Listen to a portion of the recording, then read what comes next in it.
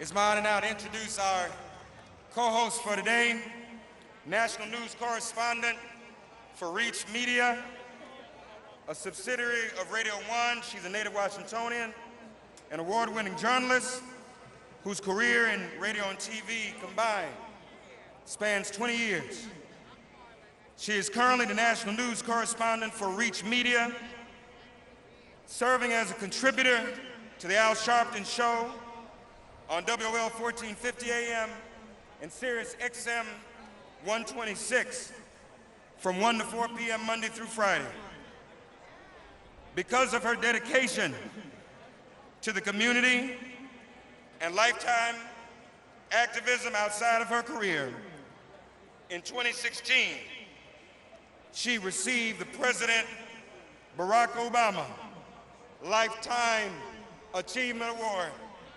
Please welcome our co-host today, Ebony McMorris. Thank you so much for that, Mark.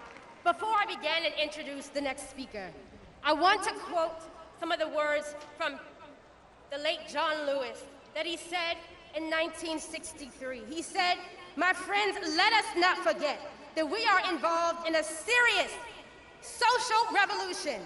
By and large, American politics are dominated by politicians who build their careers on immoral compromises and ally themselves with open forms of political, economic, and social exploitation." And I'm going to ask the same question that he asked then, which is, where is the political party that will make it unnecessary for us to keep having to march on Washington? Our next speaker is Aalayah Eastmond. She is a 2019 graduate from Marjorie Stoneman Douglas High School in Parkland, Florida. On February 14th, 2018, she was in the 3rd classroom attacked by a gunman who would go on to murder 17 students and staff. Since then, Aalayah has stepped up to speak out on gun violence in America and remains vocal around chronic gun violence that affects young African Americans daily, to include testifying before a Senate and House Judiciary Committee. She is a nonprofit organizer, as well as a co-organizer and co-founder of Concerned Citizens D.C., a group that not only has consistently organized protests in D.C., but also developed a list of federal and local demands that would save Black lives. Please welcome Aalayah Eastmond.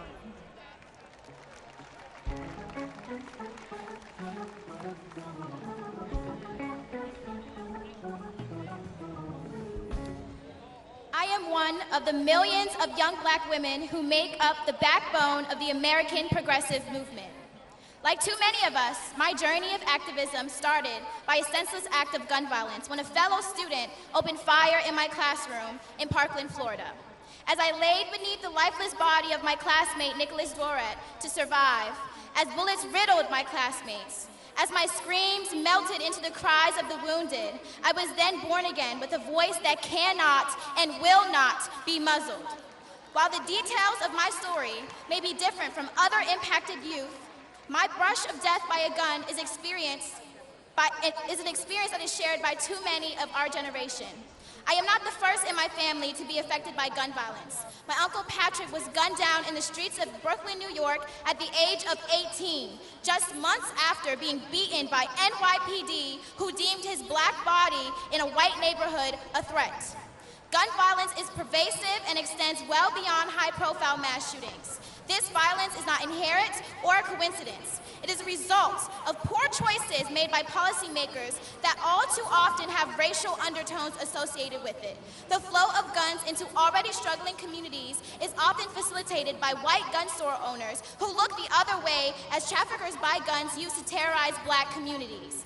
Gun violence extends beyond the path of a bullet and creates multi-generational cycles of poverty as well as social and economic injustices. Law enforcement has for years failed to prevent the flow of guns into Black communities as well as perpetuated violence in these communities themselves. Studies show that persistent gun violence in poor communities of color directly results from centuries of entrenched disadvantages, economic deprivation, and racist policymaking. In many ways, gun violence is the last domino to fall at the end of a long line of racism, trauma, and indifference. But this is not inevitable. Community-based intervention programs throughout the country have proven that holistic, culturally sensitive, embedded teams can stop violence before it starts. We demand funding for these programs. We've seen the shooting from my high school gain worldwide attention. But the mass shooting that happened in Southeast D.C. 3 weeks ago, where 17-year-old Christopher Brown lost his life and 20 people were wounded, got no attention. Be outraged equally for Black lives. It is important that as I talk about gun violence, I address police violence. We must shift from a punitive to a rehabilitative model in the prison system. There is a need for a national conversation of defunding police departments and refunding our communities instead. We must reallocate those funds into schools, jobs, and needs for a comfortable life. We need to revisit the use force practices and eliminate conduct that places suspects at extreme harm once in custody.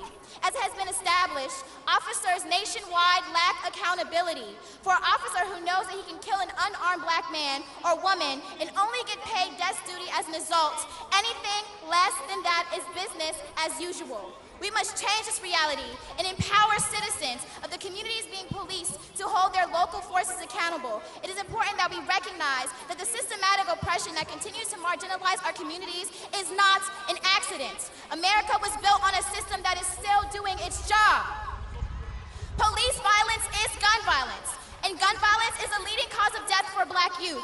We demand to live in peace. We demand to live in spaces where the best of Black culture can thrive, where Black men are more likely to have a mortgage and a picket fence than a record, where Black women are business executives and vice presidents, where our trans sisters and brothers don't fear being themselves. But this dream that Rev. Sharpton, that Martin Luther King III have for Black Americans cannot be realized until we have a federal government with our best interests at heart.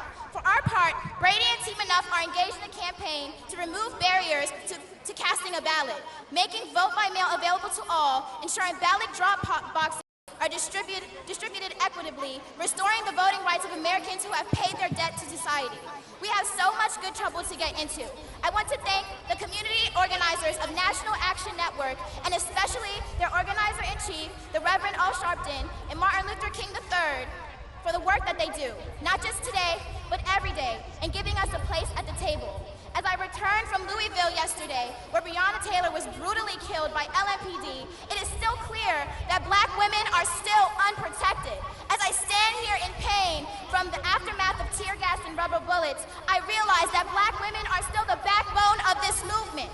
My name is Aalayah Eastmond, a student at Trinity Washington University, executive council member of Brady's Team Enough, co-founder and core organizer of Concerned Citizens DC, a grassroots group of young Black organizers demanding true liberation for Black people.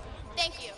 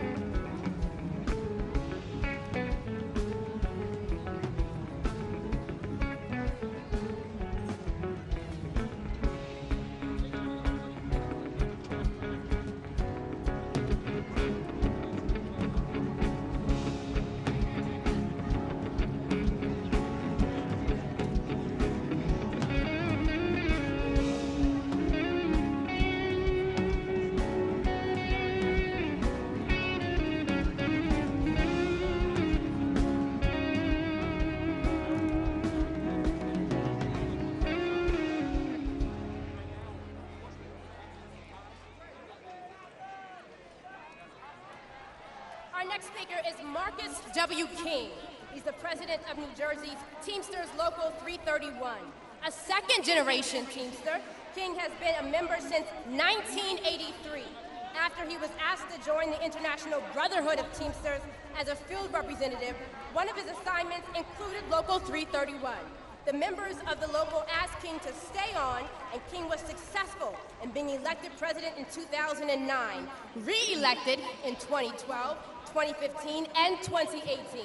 King has served on the UPS Supplement Negotiation Committee for Philadelphia Metro Area and the National Master Freight Supplement Panel. Please welcome Marcus W. King. Good morning.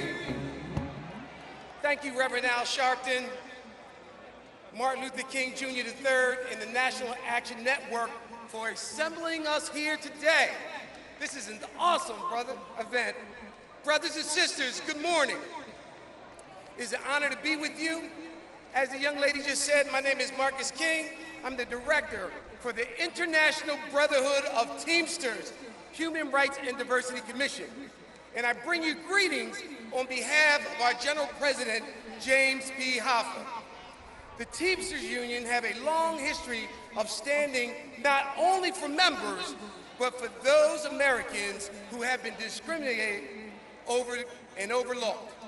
For 57 years after the first March on Washington, the Teamsters have again stand with you proud to reaffirm our support for racial and economic equality in this country. The Teamsters brothers and sisters, black, white, men, women, all stood with Dr. Martin Luther King Jr. to fight for justice. And now we must finish the fight. We must finish this fight. We must complete the mission for genuine equality. There are forces out there working against us to dismantle the union and labor laws. They have circumvented civil rights laws in our courts. They have manipulated our elections to try to block our vote. They have denied this job promotion because of the color of our skin. They have stolen wages from us by perpetuating minimum wage standards that no one can survive on. Yes, they even are going after labor unions. They have tried to systematically strip away the voice to protect workers as we fight for fair wages, equal pay, good health care, and a decent pension for retirement. And now they're trying to separate American labor by putting a gap between the have and the have-nots. As it gets wider and wider, just look at Jeff Bezos, what he made this year. Brothers and sisters, it's time for action. Words are not enough. We will not be ignored any longer. We can change it now. So there's three things that I'm going to ask you to do. One, lobby members of Congress to pass H.R. 71, the Justice and Policing Act, George Floyd Act. Two, lobby H.R. 4, the John R. Lewis Voting Rights Act. But most important, number three, we must vote. This coming November, we must vote. We have to tell this country, take the knee off our necks. Use your voice for those who can no longer be with us. Make your voice count. Jacob Blake, George Floyd, Breonna Taylor, Ahmaud Arbery.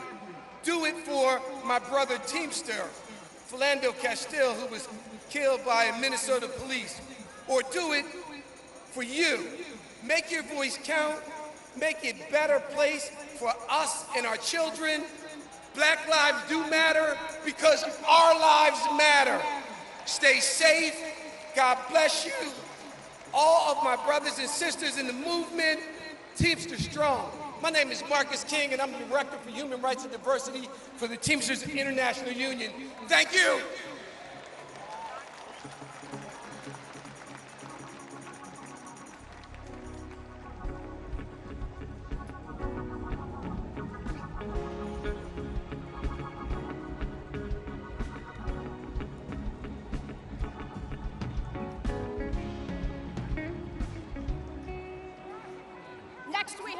Alan Roskoff proudly co-authored the nation's first gay rights bill in 1970 and served as its chief lobbyist. In 2004, he formed the Jim Owls Liberal Democratic Club, which is a citywide LGBTQ organization serving all of New York City.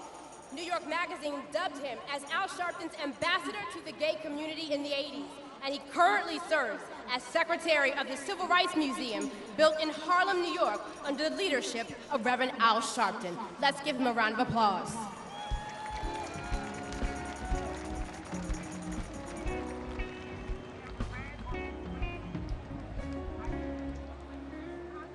I'm here to tell everybody that the lesbian, gay, bisexual, and transgender community is part of this struggle. We join with Black Lives Matter. We march with you. We get arrested, we risk arrest, and we get brutalized in support. After all, the gay rights movement was formed because of brutality of the police in a bar known as Stonewall. Until the black community is recognized as an equal community, until the police harassment, the police belittlement, the police shootings, and the police killings, we will stand united. We are all one. We want you to know that we will continue demonstrating. We will continue marching. We will continue to protest. We will continue to upset the power structure. We will continue to risk arrest. We will continue to be arrested. We will be part of this movement, and in all the demonstrations and protests in New York and across the country, you can see our rainbow flags and our rainbow banners. Black Lives Matter is one of the most important organizations and movements, one of the most important movements in this country and in history.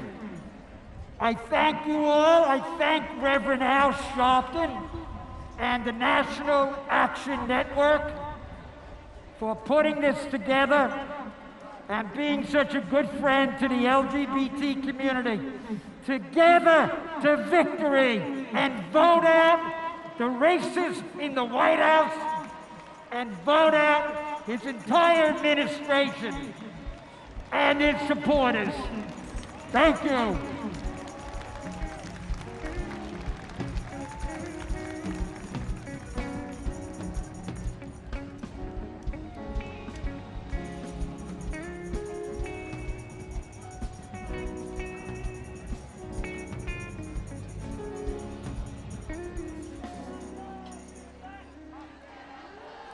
Up next, we have Nitty Sensabaugh. Joy, that's right. Frank brought his crowd. Joined by fellow activist Sandy Solo. He is a Black Lives Matter protester, activist, and lead organizer for the 2020 walk from Milwaukee to Washington, D.C. Okay? To stand in solidarity with the National March on Washington, please welcome Frank Nitty Sensabaugh. Hello, I'm Sandy Solo from Milwaukee, Wisconsin. I'm here with activists Frank Nitty and Tori Lowe. We took a 750-mile trek across the country to get here. I'll let Frank speak on the journeys, some of the things we face during this journey. But I'd like to thank all our Facebook friends who cash-apped us. I'd like to thank our photographers. I'd like to thank our videographers. I'd like to thank all the marchers who marched with us and all the caravan and the medic crews who came along with us. I love you and God bless you. How y'all doing out there? My name is Frank Nitty, all right? They only gave me 2 minutes, so I'm not gonna talk about my journey. I'm gonna talk about what I came here to talk about, all right? Now check it out, as activists around the country, we need to get organized. Every 3 months when a black person get killed, that shouldn't be the only time we find out about black people getting killed by the police. We need to get organized together as a nation of activists so we can call on each other whenever we need help. We need to demand change, not ask for change. They think this is a negotiation. This is not a negotiation. I came here to demand change. I'm tired. Are y'all tired? Because I'm tired. My grandsons ain't gonna be marching for the same stuff my granddaddy marched for. This is the revolution, all right? We just marched 750 miles from Milwaukee, Wisconsin, 24 days to get here because we not gonna stop until we get change. That's what we need in this country. All of y'all that came today, I know y'all been marching in y'all cities.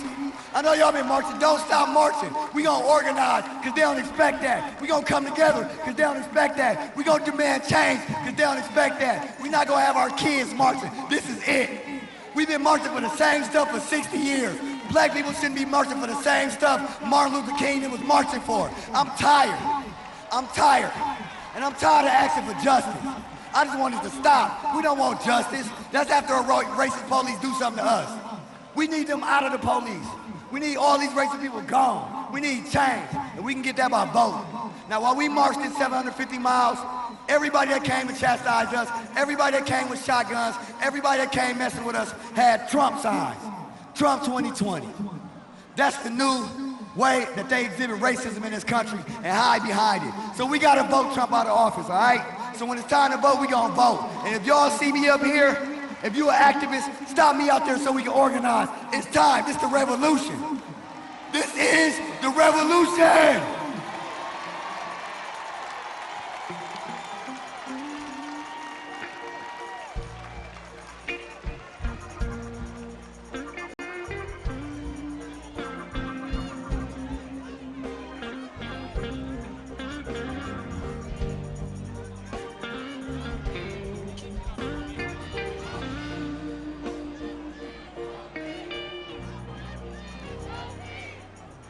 Our next speaker is David Clunie. He's the Executive Director of the Black Economic Alliance, the nation's only coalition of business leaders and aligned advocates committed to economic progress and prosperity in the Black community, with a specific focus on work, wages, and wealth. Before joining BEA, David led the state and local government relations team at J.B. Morgan Chase & Company. He's a graduate of Howard University School of Law, where he was editor-in-chief of the Law Review, and the University of Albany State University of New York, and sits on the board of the National Urban League. Please welcome David G. Clunie.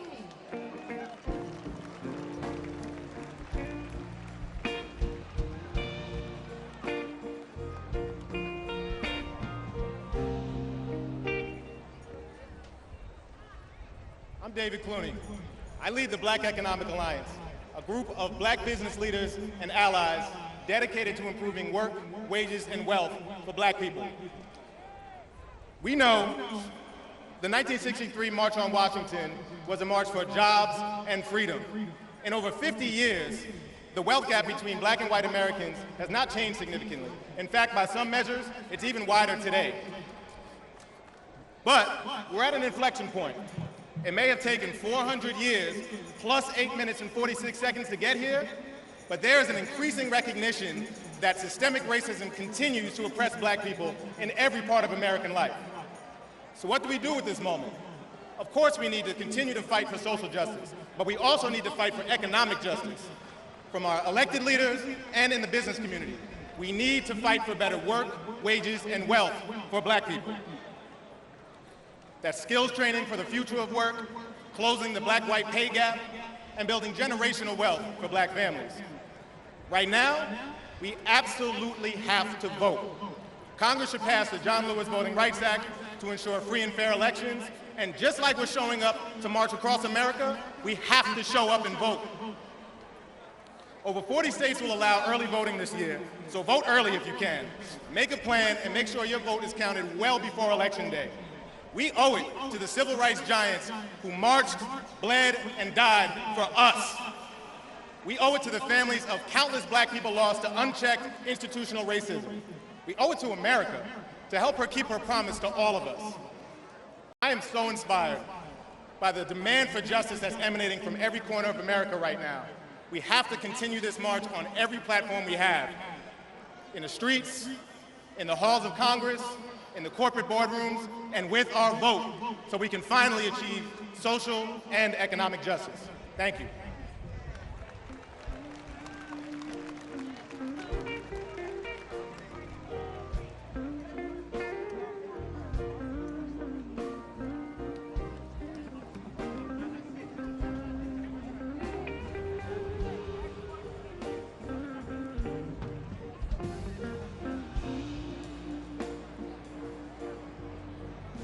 Coming to the stage is Porsche Taylor.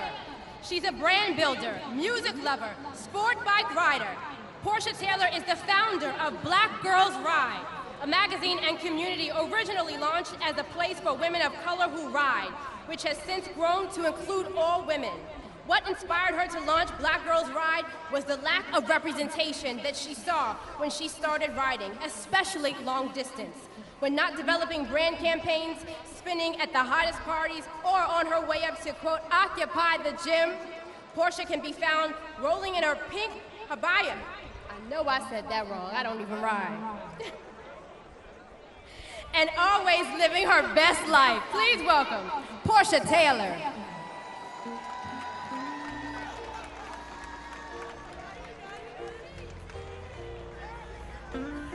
Good afternoon. I'm Porsche Taylor, and I'm here as a representative of Black Girls Ride. More than a magazine, we are a movement of women passionate about motorsports. Over 100 women rode across America to be with you here today. We are our ancestors' wildest dreams. Women of color on ground traveling across the land of the free. We are your mothers, your grandmothers, your aunts, your sisters, and your daughters. Our ride started Monday in Long Beach, California. As we rode through Texas, I thought about my soror, Sandra Bland, and how a simple traffic stop ended in her death. We all witnessed George Floyd's death as he cried for help, the heartbreaking death of Breonna Taylor as she slept in her home. And less than a week ago, Jacob Blake was shot 7 times in the back and paralyzed. With each act of senseless violence, we feel a stirring in our collective soul. When a call to march was issued, we knew it was time to mount up. We packed up our bikes and rode thousands of miles in protest against police brutality. We ride unapologetically for Black lives, and we raise our throttle hand in support of those on the front line of our struggle. We ride to ensure the freedom of our future leaders. We've come a long way, but our journey is not over. In November, Black Girls Ride will rev our engines. We will lead the ride to the polls and fuel the ballot boxes of this nation to choose a leader that will provide the unity our country desperately needs. We invite you to join in this and vote like your life depends on it. Thank you.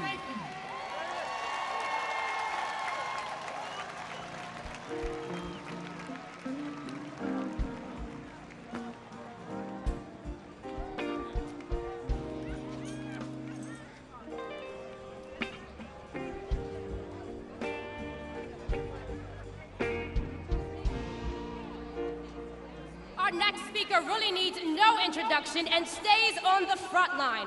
Congresswoman Ayanna Pressley. She's an activist, a legislator, a survivor, and the first woman of color to be elected to Congress from the Commonwealth of Massachusetts. Throughout her career as a public servant, Congresswoman Pressley has fought to ensure that those closest to the pain are closest to the power, driving and informing policymaking.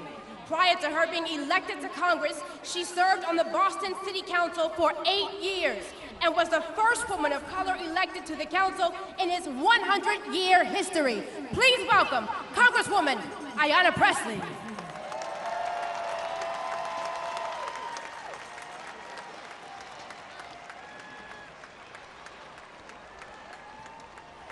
Good morning, beloved. Today, I am thinking of the ancestors, not just the ones recorded in our history books, but the ones omitted from those pages.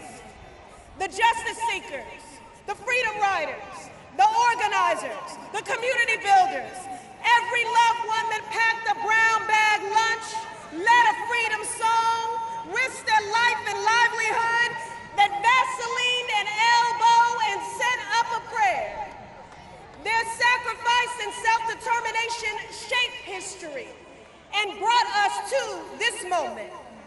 The truth of the matter is, we are because of them. We are Black with a capital B. We are the manifestation of the movement. We are a symbol of social, political, and cultural progress.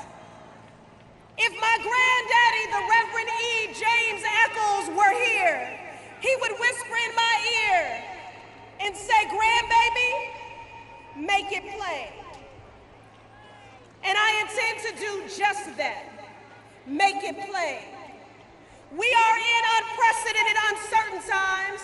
We are challenged by the state of the nation and the crisis we face, but the state of our movements, it is strong. And another world is possible. Yes, it is possible to legislate justice and accountability. People over profits, joy over trauma, freedom over fear. Yes, it is possible to write budgets that actually value Black lives. If it feels unfamiliar, that's because it has never been done in America. We will meet the moment. We will work towards healing, justice, and collective liberation like our lives depend on it, because they do. We will march on, clear in our conviction, rooted in our faith, grounded in our history, intentional as we build. Let me make it plain. Black lives matter.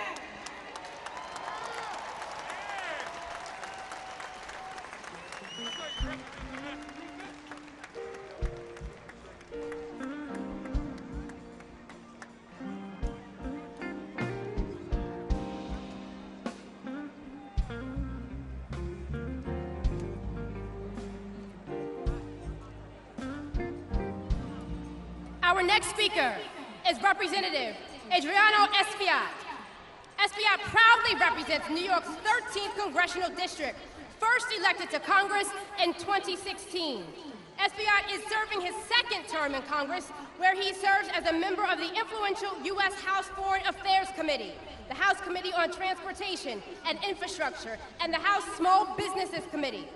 Throughout his 10-year career in public service, the congressman has been a vocal advocate for protecting tenants, improving schools, and making serious, smart investments in economic development, job creation, environmental protection.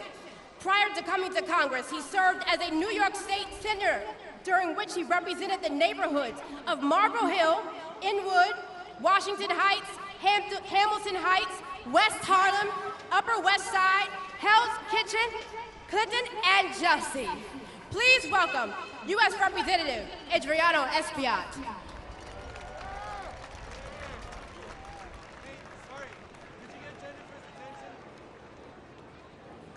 Good morning, everybody.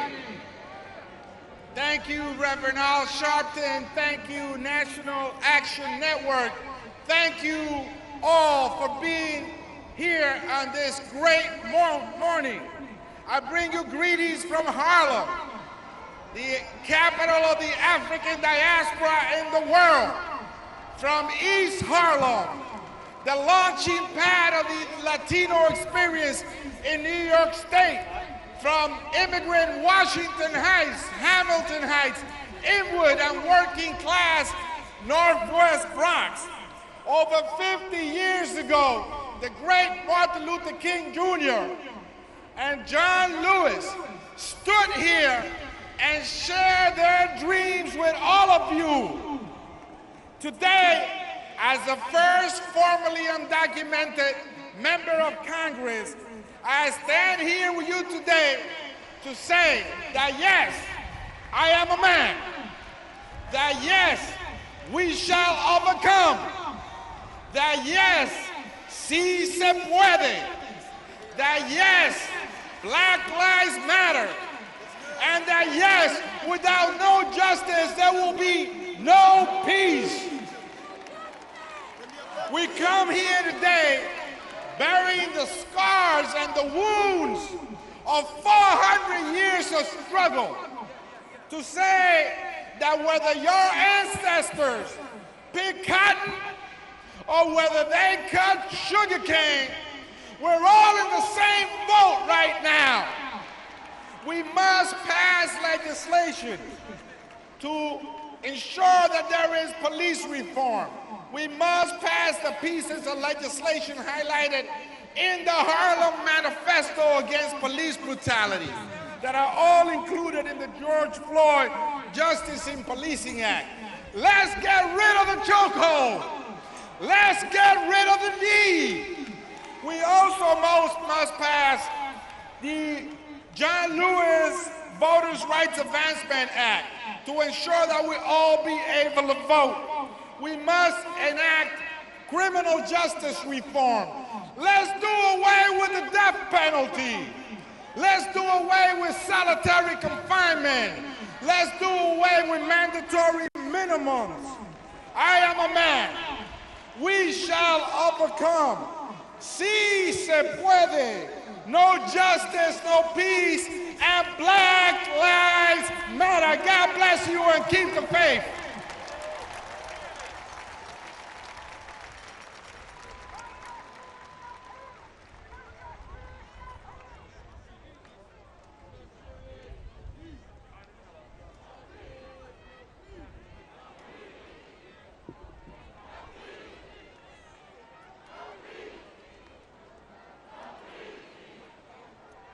Next is Representative Charles Booker, a 36-year-old state legislator born in Louisville, Kentucky.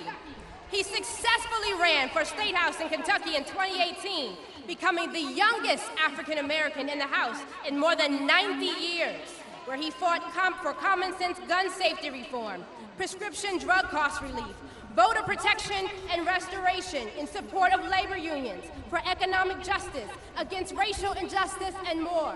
Representative Booker recently founded Hood to the Holler, a 501c4 to capture the energy and infrastructure he built in his run to continue to build power, work on voter registration, and more, and to help positively transform our future. Please welcome Representative Charles Booker.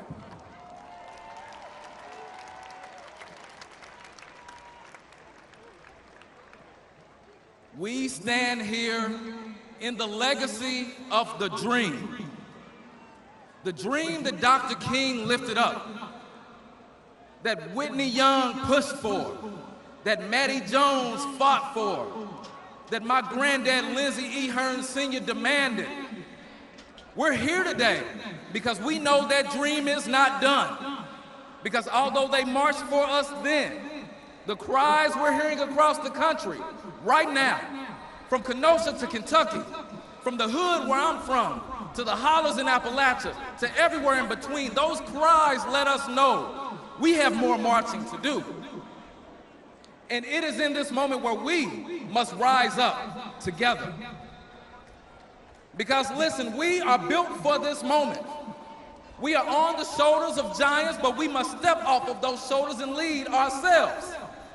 We are the dream, but we must turn that dream into demands. Demands for real justice, demands for humanity, demands for accountability, demands for an end to poverty, demands for an end to racism. And I am a living witness as the youngest black state legislator in Kentucky since the first one, and yes, I did stand up to run against Mitch McConnell. I am a personal witness that we are ready for this moment.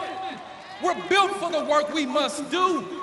And if we come together, all of us, if we stand united, if we march together, if we bend that arc together, there is nothing we can't do. There is no mountain we can't move, and there is no root of racism we cannot pull up. So we gotta do it right now. We gotta do it yesterday, so we definitely gotta do it now. And I stand here as a young man in the legacy of a giant, Congressman John Lewis, who said 57 years ago some words that still ring true right now. We have to lift our voices together and say to America, wake up, America, because we can't stop, we cannot quit, and we cannot be patient. Let's win together, let's fight together, let's transform our future. Breonna, I'm representing you right now. Thank you all.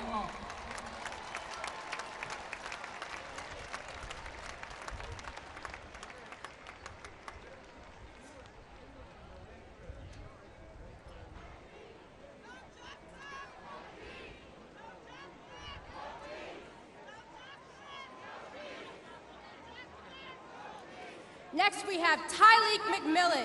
He serves as the National Director of Youth and College Engagement and is a policy advisor for the National Action Network. A recent graduate of North Carolina A&T State University, Tylik is a proud member of Phi Beta Sigma fraternity, the Ada chapter, and hopes to one day serve as a legislator on the Hill. Please welcome Tylik McMillan.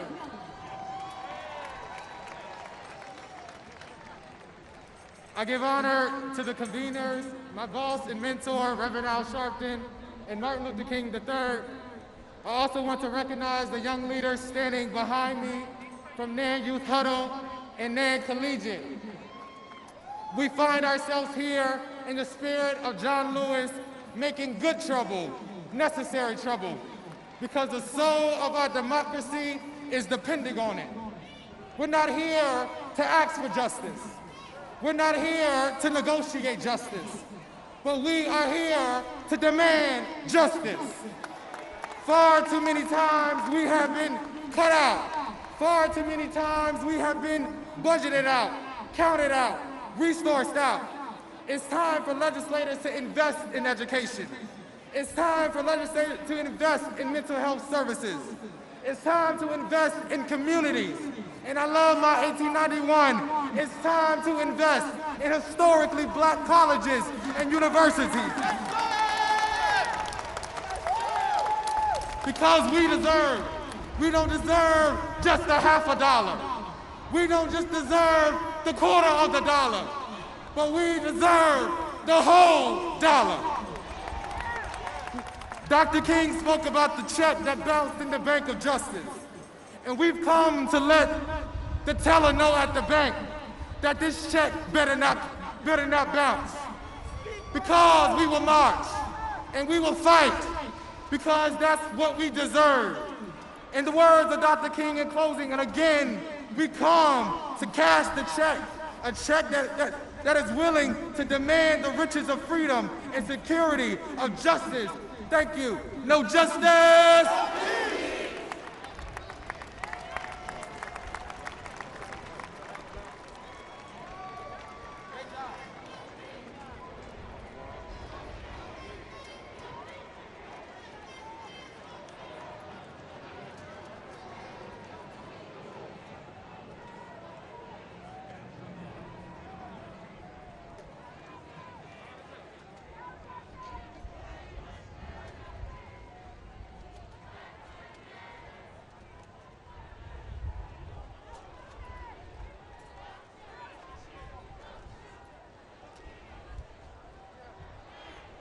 I hear you back there. No justice! No justice! That's just to echo you. Next up, we have Janet Murguia. As someone who has experienced the promise of the American dream firsthand, Janet has devoted her career in public service to opening the door to that dream to millions of American families. As a key figure in the Latino community, she continues this mission as president and CEO of UnidosUS, a large national Hispanic civil rights and advocacy organization in the U.S. Welcome her to the stage.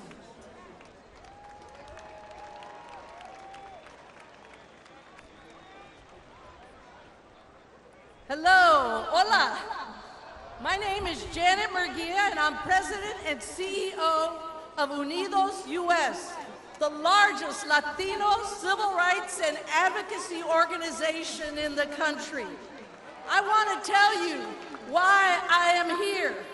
I am here because we have stood and always will stand with Reverend Sharpton and Martin Luther King III and our brothers and sisters in the Black community until systemic and institutional racism in our society is eradicated.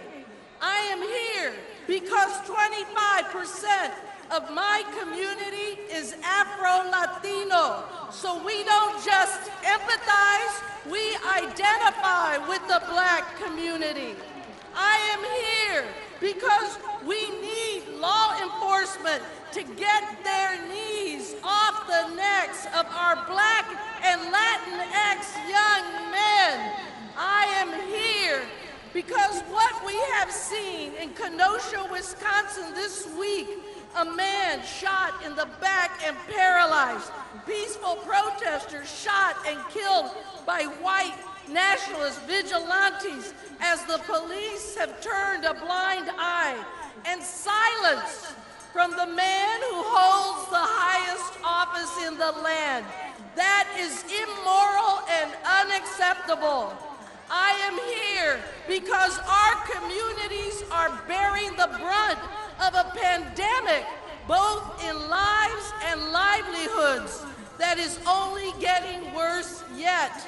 I am here because we have in common, what we have in common is far greater than what divides us.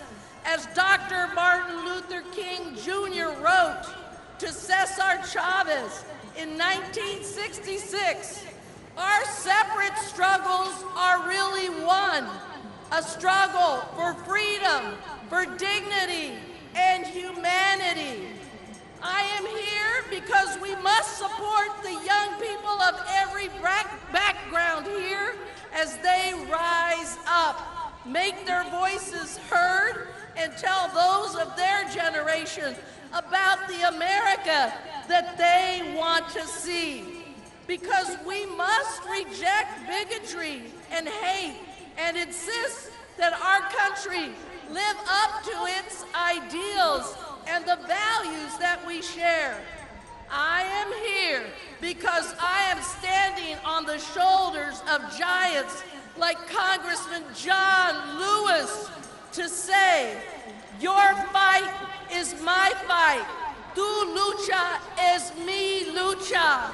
I am here because Black lives matter. Sí se puede. Adelante. Muchísimas gracias.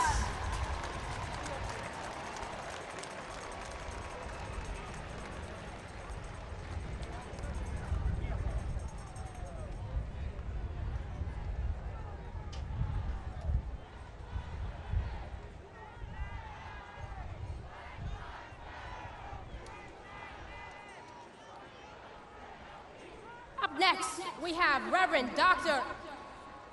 Richardson, who serves on the board of several corporations and national organizations and is currently chairman of the board for the National Action Network.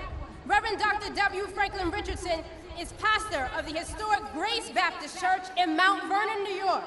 He leads the largest African-American church in Westchester County, with a membership base of over 3,000 parishioners. Despite the interaction with U.S. presidents and heads of state, he has made sure to use the power of the pulpit to lift up local issues in the Mount Vernon area and nationwide. Dr. Richardson believes that grace must be at the vanguard of liberation and empowerment of African-American people through our Christian faith. Please welcome Reverend Dr. W. Franklyn Richardson.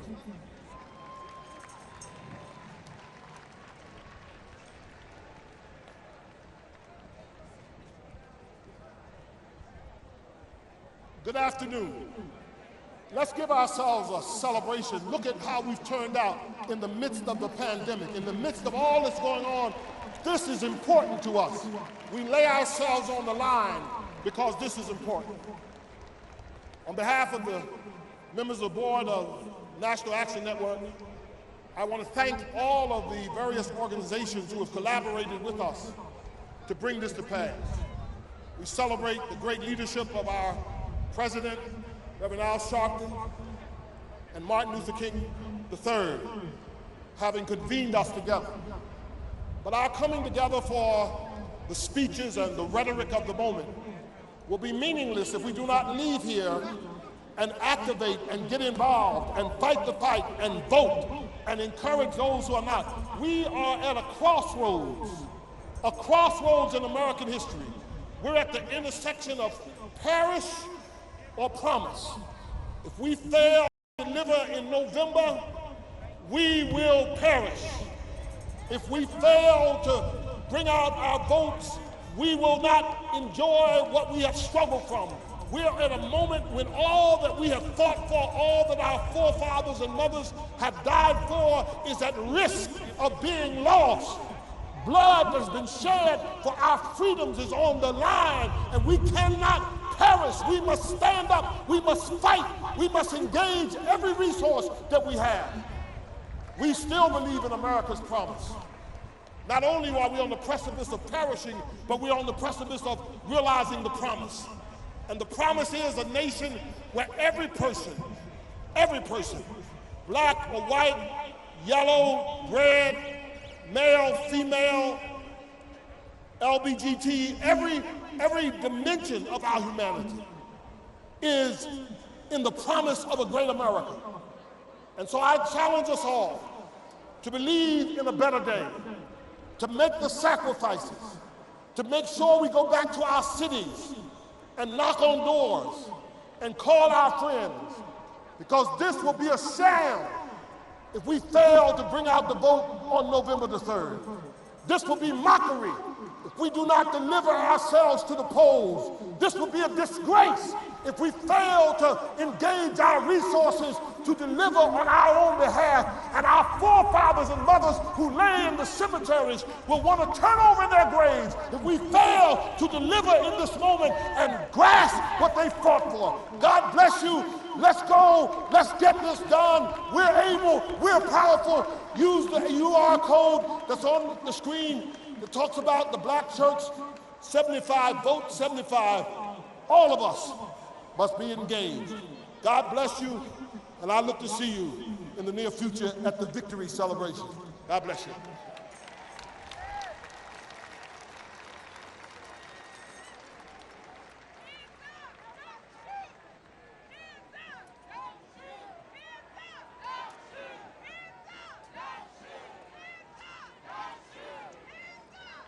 Next up, please welcome civil rights activist Maya Berry. She's the executive director of the Arab American Institute. Please welcome Maya Berry. You guys look amazing. Reverend Al Sharpton, Martin Luther King III, thank you for your leadership. To the National Action Network, thank you for convening us today.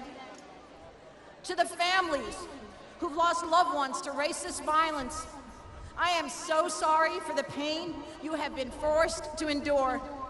I'm humbled to stand and march alongside you today and every day. My name is Maya Berry, and I'm the executive director of the Arab American Institute. On behalf of 3.7 million Arab Americans across the country, I stand here today with you in defense of Black lives. We do so because it is right, and regrettably, because it is necessary to declare that Black lives matter. We do so because we understand that until the killing of Black men, women, and children stops, until systematic racism and anti-Blackness is addressed, the America we all desire cannot be realized.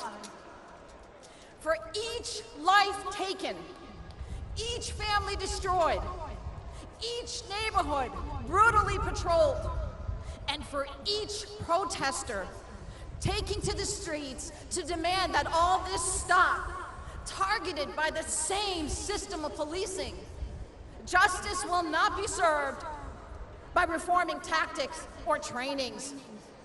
Here's the simple truth.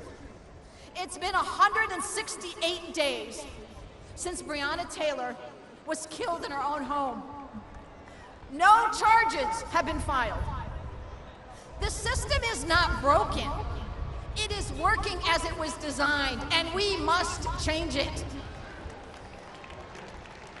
Today, we must recommit to defend Black lives, to end police brutality, and the racist system that upholds it.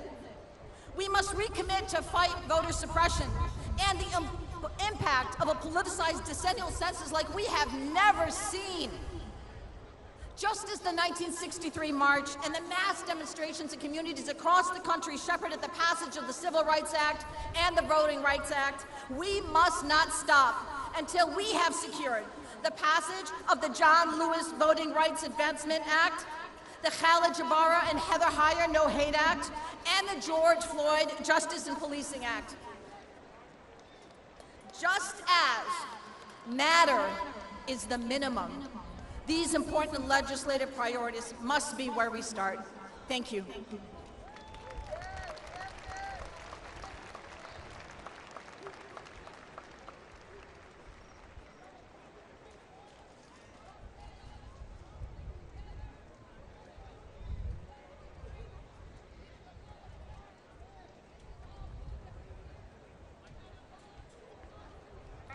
Please welcome to the stage, Dr. Jamal Bryant. He's a visionary, civil rights activist, community organizer. Dr. Jamal Harrison Bryant combines sound biblical teaching, business acumen, and political insight to propel the body of Christ to action and greater levels of faith. His ability to reach across social, economic, and political barriers has helped people not only experience the life-changing gospel of Jesus Christ, but to activate success in their everyday lives. His ministry has become an incubator for entrepreneurs, homeowners, and like Dr. Bryant, is a senior pastor of New Birth Missionary Baptist Church in Lithonia, Georgia. Please welcome Dr. Jamal Bryant.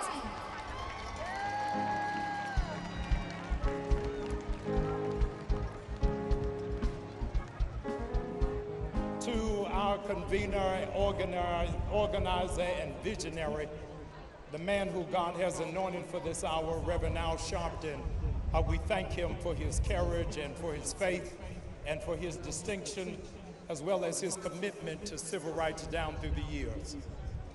Brothers and sisters, not since 44 BC, where Marcus Aurelius Junius Brutus led 59 accomplices to stab Julius Caesar in the back, has there been such a heinous crime as the slaying of Jacob Blake.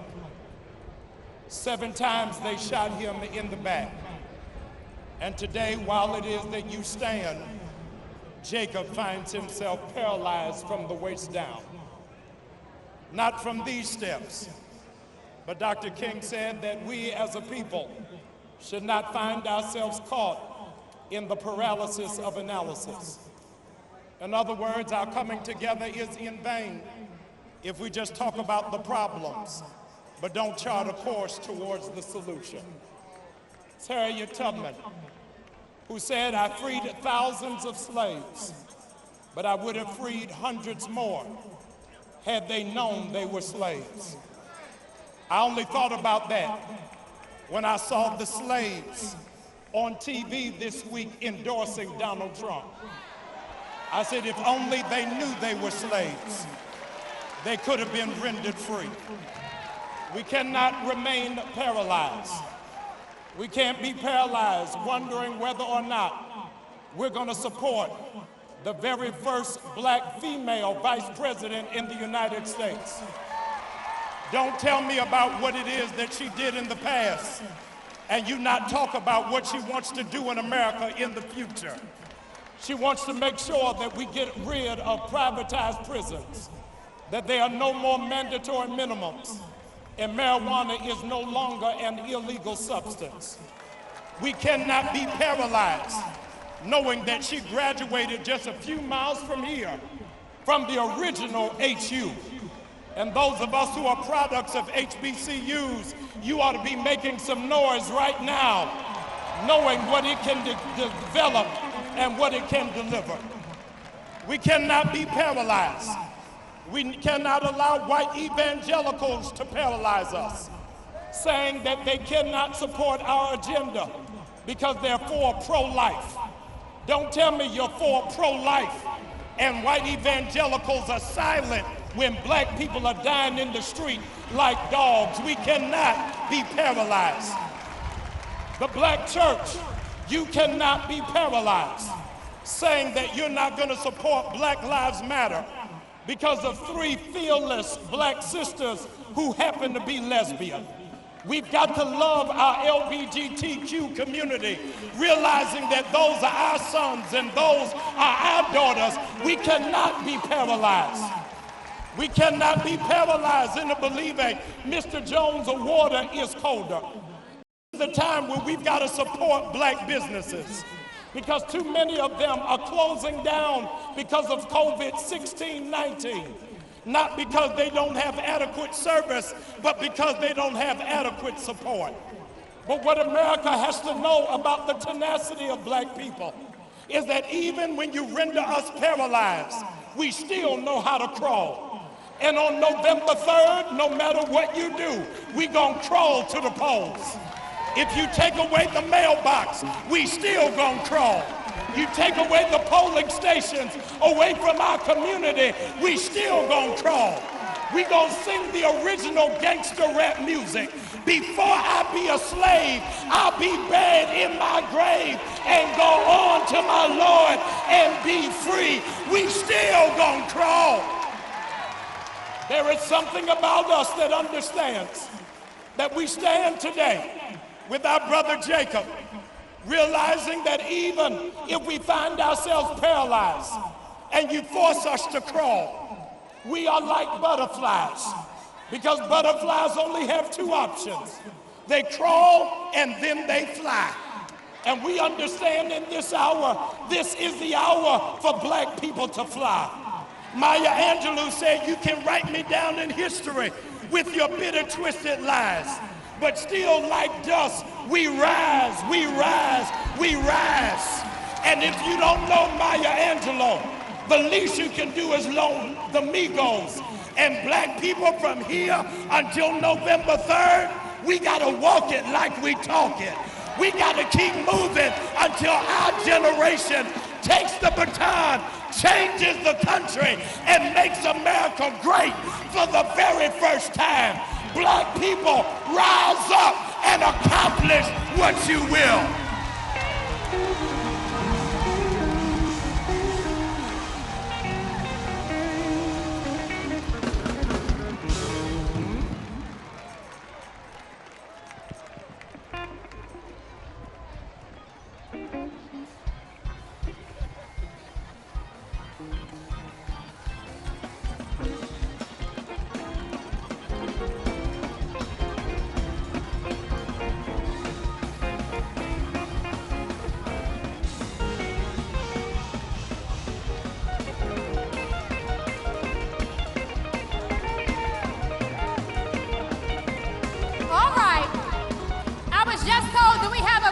Of mothers from Georgia, are you in the house?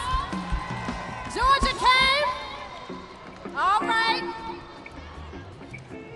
Next up, please welcome Congresswoman Sheila Jackson Lee. She is serving her 13th term as a member of the United States House of Representatives.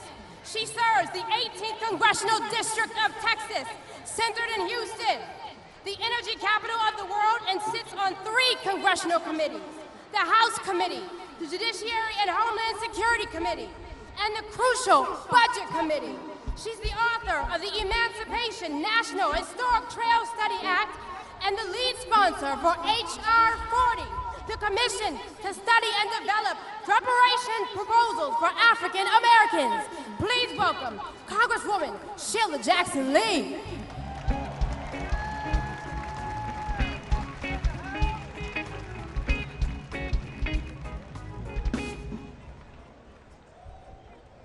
I am a black mother who happens to be a congresswoman. I'm a black mother who happens to understand that black lives do matter every single day of my life. Standing on these historic steps, grabbing onto the history of what the Lincoln Monument means to all of us who have a birthright in this nation to be able to live in dignity, I understand the words of Dr. Martin Luther King, who said that the Negro people have been given a bad check, a check which has come to be marked insufficient funds. Today we stop the insufficient funds and we put money in the bank because we've got to heal this nation. And so I say to you, why we can't wait. Why we can't wait when those assigned to protect and serve are able to grab the t-shirt of a black man named Jacob and point a gun in his black skin and shoot 7 times. Why we can't wait? Why we can't wait when those who are assigned to protect and serve can take Big Floyd, put a knee on his neck and say, I can't breathe. And then we know that we have to change this nation when we have Breonna Taylor, Ahmaud Arbery, Trayvon Martin, Eric Garner, and Michael Brown, and many others. And so today we come to acknowledge that we ask America not to fear us. We ask you not to send tweets that we are attacking you as a mob, because the militia walks around freely and shoots us without anyone's concern. And so we are standing here today to say why we can't wait. We want an America that will stomp out the divisiveness, the intimidation, and the threat. We want a White House who stands as a healer in chief, who understands black mothers' pain and understands your pain. And then, of course, we want to make sure, that as we do this, we know that H.R. 40 is intertwined with the bill I helped write, which is the bill of George Floyd, Justice and Policing Act. And so here we are today asking the question, how did this happen? Because of institutional racism. And I'm here to tell you that we must have the commission to study and develop, as my brothers and sisters have said, reparation proposals. We must answer the call of institutional racism. We have got to make sure that the social, economic, psychological, scientific, and educational government-sanctioned institutional racism stops right now.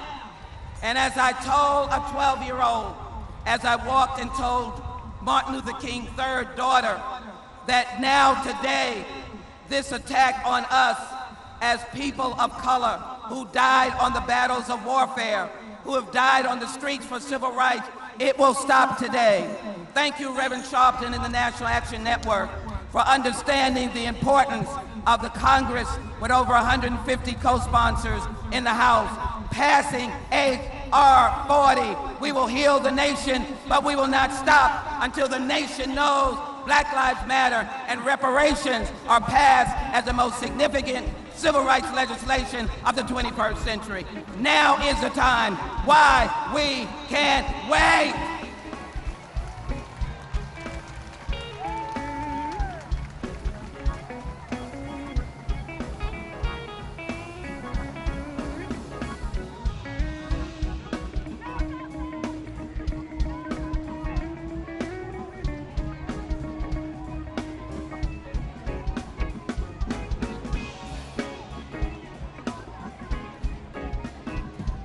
Reparations now. Let's hear it for Congresswoman Sheila Jackson Lee.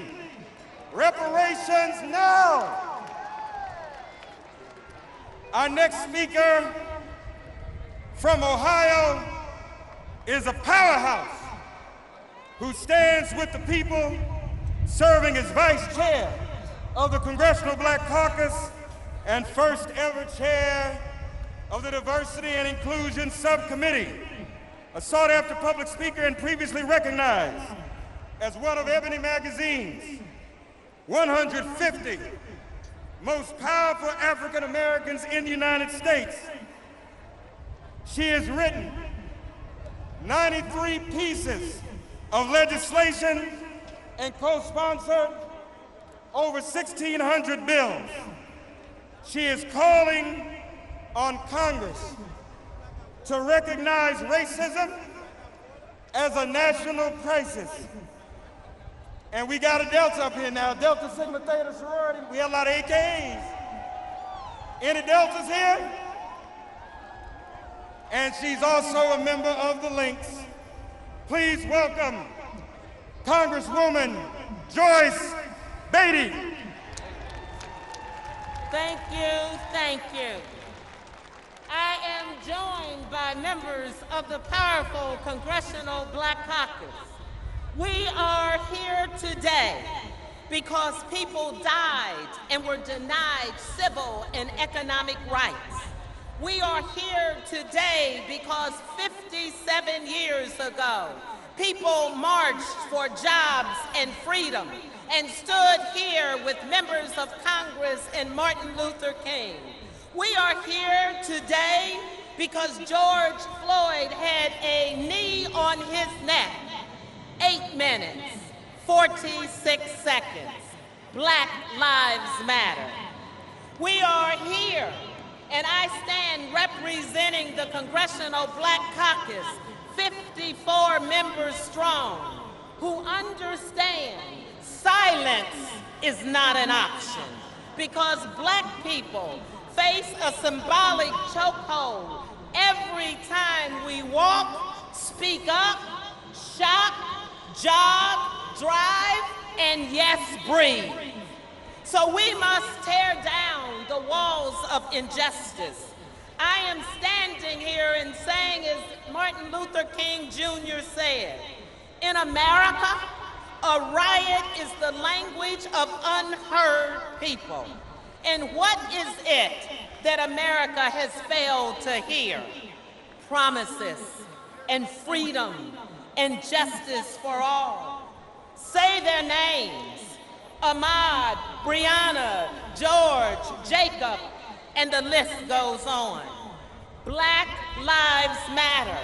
So let us pass the George Floyd Justice in Policing Act.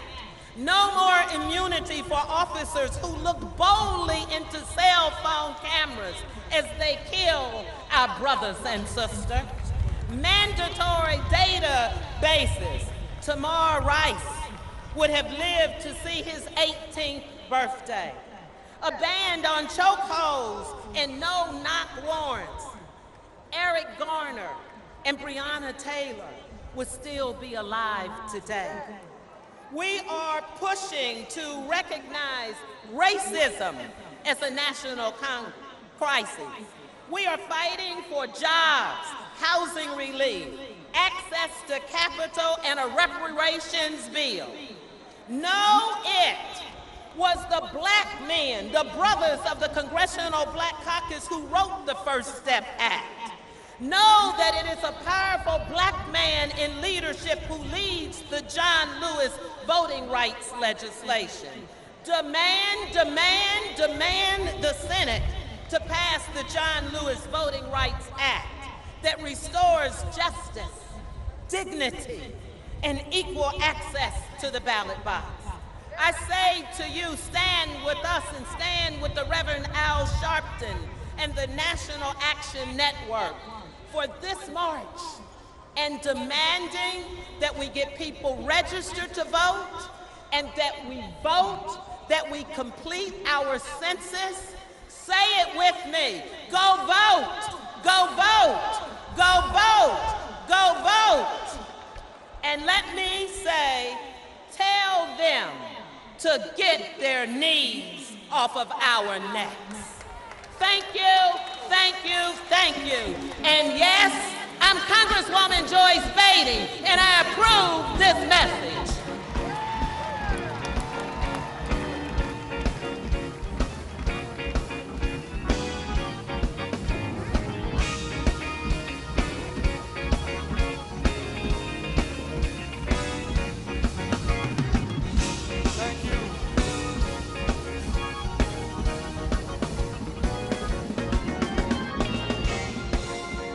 Thank you to Congresswoman Beatty. As we said before, going back to 1963, organized labor's been a part of this. Here is the president of the 1.7 million member American Federation of Teachers, AFL-CIO, which represents teachers, paraprofessionals, school-related personnel, higher education faculty and staff, nurses, and other healthcare professionals, local, state, and federal government employees, and early childhood educators. Please welcome the president of the American Federation of Teachers, Randi Weingarten, and she'll be joined on stage by Everett Kelley of the American Federation of Government Employees, and our brother Ken from the International Union Ken Rickmadian of the International Union of Painters and Allied Trades. You all welcome them as they come. Organized labor, y'all, give them a round of applause.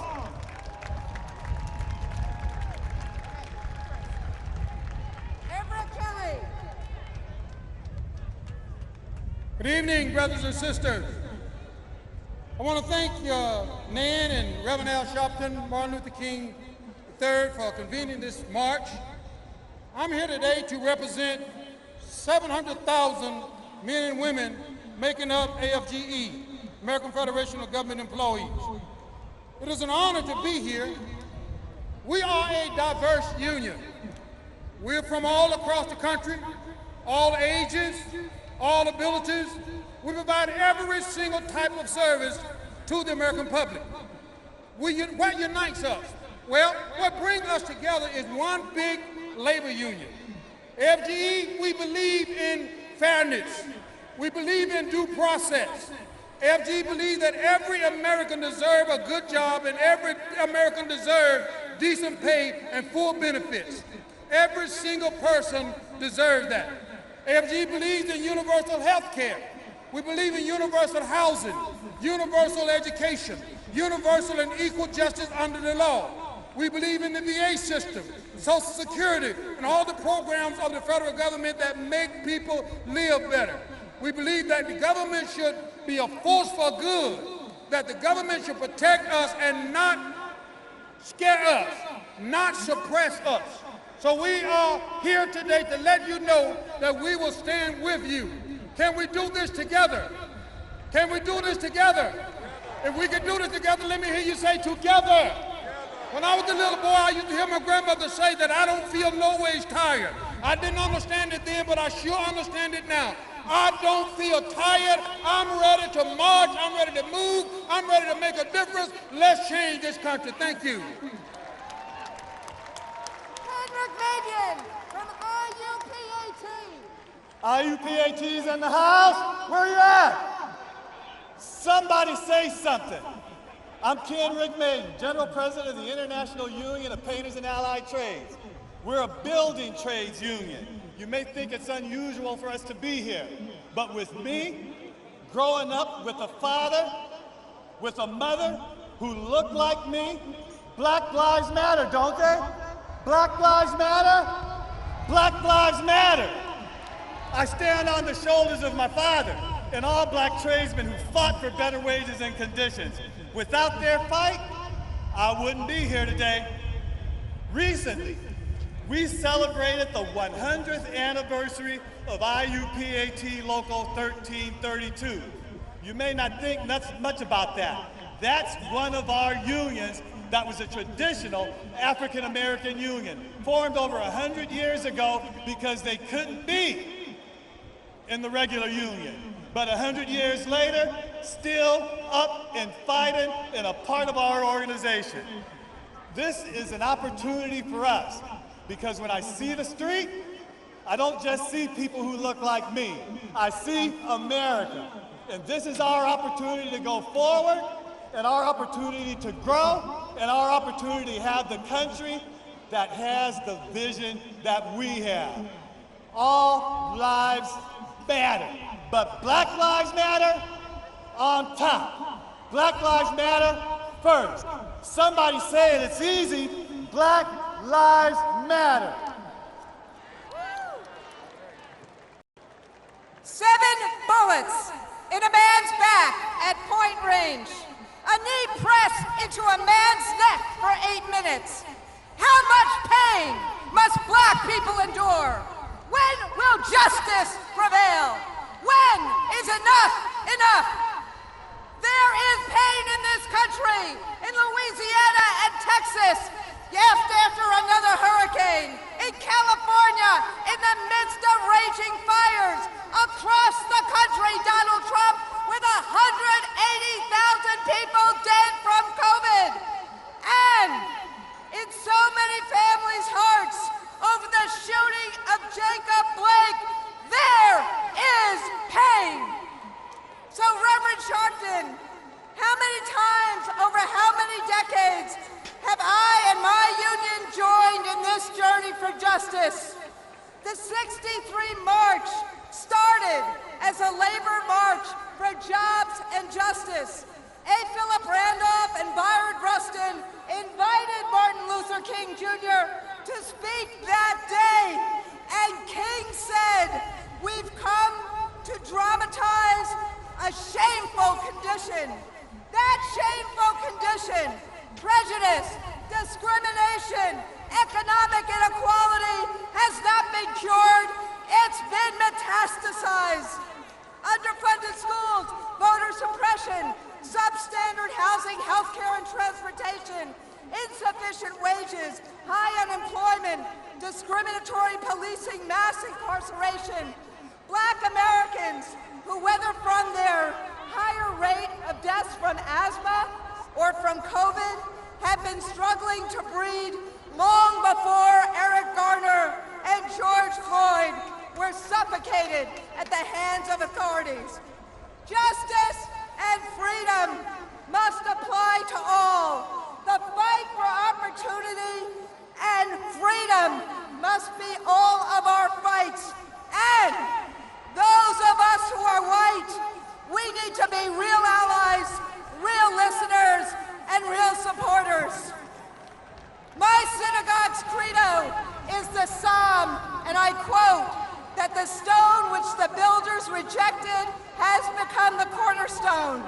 There is room for all of us, but we must call out those who cling so tightly to their privilege that is an oppressive tool against equality. So, my friends, my colleagues, November 3rd is coming. We need to get in good trouble. We need to vote. We need to have hope. We need a president who will sign the bills that the House has passed to make this country more fair, more just, more equal. That is our job this day and every day. Thank you. And then I also, as you all know, need to recognize the Postal Workers Union. Thank you. All right.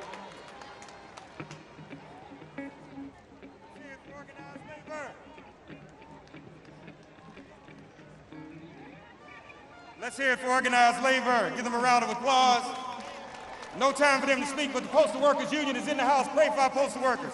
Our next speaker in the Obama administration served as Assistant Attorney General for Civil Rights, Secretary of Labor, and now today, he is the chair of the Democratic National Committee. Our friend and brother, please welcome Tom Perez.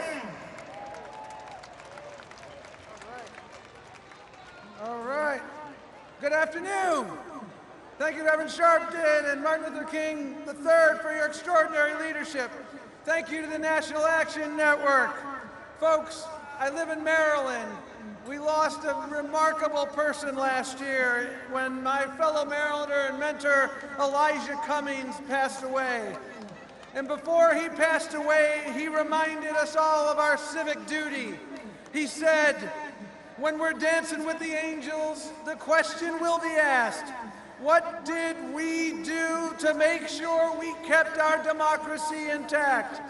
Did we stand on the sidelines and say nothing, or did we fight back? Did we fight back for justice?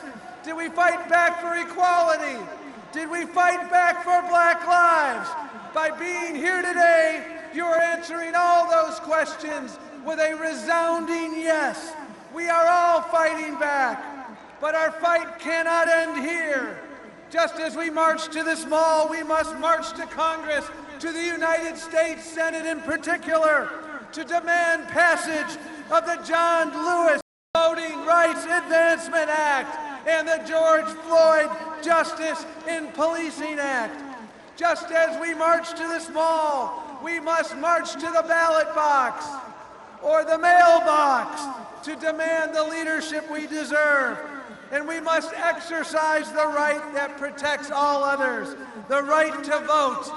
As you well know, our nation is hurting right now. Our African American communities are hurting. We're hurting from a pandemic that has taken 180,000 lives, hurting from an economic crisis that has cost millions of jobs, from a climate emergency that threatens the air we breathe and the water we drink, hurting from an epidemic of violence and racism, a cancer of the soul. We're hurting from a knee on their neck, a bullet in their back, hurting from leadership that treats them like their lives don't matter. President Lincoln, you would not recognize today's Republican Party. Our African American brothers and sisters are not alone. Dr. King spoke of the inescapable network of mutuality. In this moment of crisis, so many Americans are bound together in the mutual struggle for justice, dignity, and opportunity. From the Native American tribes confronting the scourge of COVID and the delay of their stimulus funding, to Latinx children being separated from their parents at the border, to Asian Americans facing hate-fueled attacks, to working families across this country struggling with poverty. We can change all of this. With the right leadership, we can heal our wounds. We can turn hardship into hope, despair into dreams. We can advance racial equality and restore the soul of our nation. But only if we do it together. Movements are built by the many, not the few. They're built by the hard and unglamorous work of grassroots organizing. They're built, in the words of the late, great Julian Bond, by the marchers whose feet have grown tired, whose voices have gone hoarse, whose shirts have stained with sweat, dirt, and blood. John Lewis, as you know, left us with these marching orders. So go to iwillvote.com, iwillvote.com, check your registration status. Tell your friends, family, and neighbors to make a plan to vote. Remember, November 3rd is the last day to vote, but it's not the first day to vote. Make a plan. Get out there. Do not let your voice go unheard. Do not let your voice go uncounted. This is the most important election of our lifetime. And make no mistake, you have the power to decide the outcome. Thank you very much. Today, we commemorate the 57th anniversary of the historic March on Washington for Jobs and Freedom. I was born into an activist family with my parents, my aunts and uncles pushing me in a stroller through Bay Area streets marching for justice in the years following the March on Washington. This moment is a reminder that we must always honor the sacrifice of the leaders who made that march happen. From the names we know, like Randolph and Farmer, Young and King, to everyone who worked behind the scenes and sacrificed quietly but profoundly, far from the lights of history. I have to believe that if they were with us today, they would share in our anger and frustration as we continue to see Black men and women slain in our streets and left behind by an economy and justice system that have too often denied Black folks our dignity and rights. They would share our anger and pain, but no doubt they would turn it into fuel. They would be lacing up their shoes, locking arms, and continuing right alongside us to continue in this ongoing fight for justice. Thankfully, we don't have to wonder if we are making them proud, because a giant from that march and the civil rights era of that day, John Lewis, he lived to tell us how we're doing. In his parting essay, he wrote to all of us who hope to carry his legacy, quote, "In the last days and hours of my life, you inspired me. You filled me with hope about the next chapter of the great American story when you used your power to make a difference in our society." For Congressman Lewis, the brutal murder of Emmett Till is what shook loose the activist inside him. It was the start of a lifelong journey toward service and driving change, the same journey that countless young leaders are building upon as we speak. As John put it, Emmett Till was my George Floyd. He was my Rayshard Brooks, Sandra Bland, and Breonna Taylor. The road ahead, it is not going to be easy. But if we work together to challenge every instinct our nation has to return to the status quo and combine the wisdom of longtime warriors for justice with the creative energy of the young leaders today, we have an opportunity to make history right here and right now. So thank you so much for inviting me to celebrate with you. Let's march on in the name of our ancestors and in the name of our children and grandchildren. Thank you. Let's hear it for Senator Kamala Harris. Our next speaker is one of the legacy original organizations that was here in 1963 in the person of Whitney Young. Please welcome the former mayor of New Orleans, the president and CEO of the National Urban League, Mark Morrell. Black Lives Matter. I want to thank Reverend Al Sharpton and the National Action Network, my friend and brother, as well as Martin Luther King III, for assembling us here on August 28th in the year 2020. In 1963, courageous men and women descended on this site, led by 6 legacy civil rights organizations, including the National Urban League. At that time, the National Urban League was led by one of the great Americans of the 20th century, Whitney M. Young, Jr.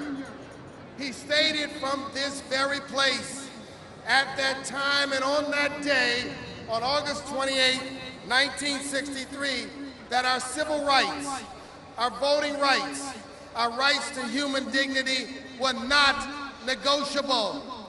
We have come back on August 28th in the year of 2020, in this 21st century, to say today that our fight for racial justice is not negotiable. We're here today to say that transforming our criminal justice system and purging it of mass incarceration and systemic racism is not negotiable. That protecting our sacred right to vote from suppressors, be they legislators, be they presidents, be they Russians, is not negotiable. That defending our right to a living wage so that every American can live in dignity is not negotiable. That dislodging structural racism that infects every institution in American life is not negotiable. That equitably funding all of our schools so all of our children can learn, and providing them with computers and broadband connectivity, and they can live and thrive with their God-given talents is not negotiable. That a fair and accurate census so that all of us are counted in accordance with the Constitution is not, in 2020, negotiable. That eliminating the structural and shameful disparate impact of COVID-19 in 2020 is not negotiable.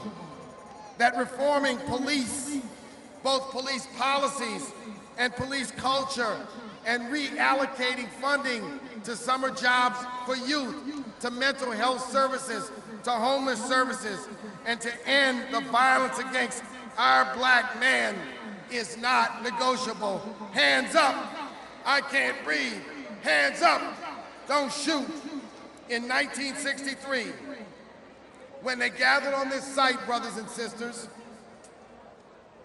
just a few weeks before they gathered, that great civil rights leader, Medgar Evers, was assassinated on the front lawn of his home in Jackson, Mississippi. At that time, they were fighting a poll tax, a literacy test, I should say, that did everything possible to prevent us from voting. In 2020, we come here when the very success of 1963, the Voting Rights Act, has been gutted by the Supreme Court.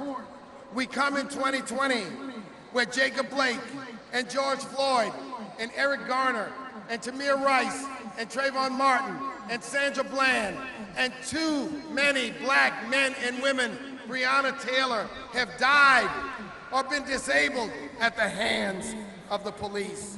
So we're here to make some demands. Number one, we want the George Floyd Justice and Policing Act to pass now, not tomorrow, not next week, not next year. Say it, pass the George Floyd Justice and Policing Act. Number two, we want to pass the HEROES Act. Number three, we want to pass the John Lewis Voting Rights Advancement Act. And number four, we want to pass H.R. 40 to look at reparations in this country.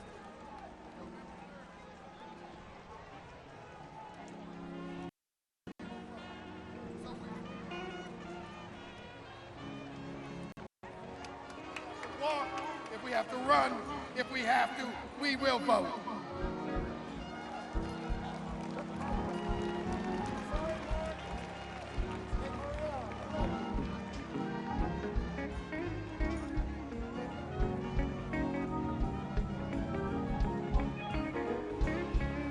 Let's hear it for our brother Mark Murguia of the Urban League, NUL.org. All right, here to introduce the man who is the namesake of the person who spoke here August 28, 1963.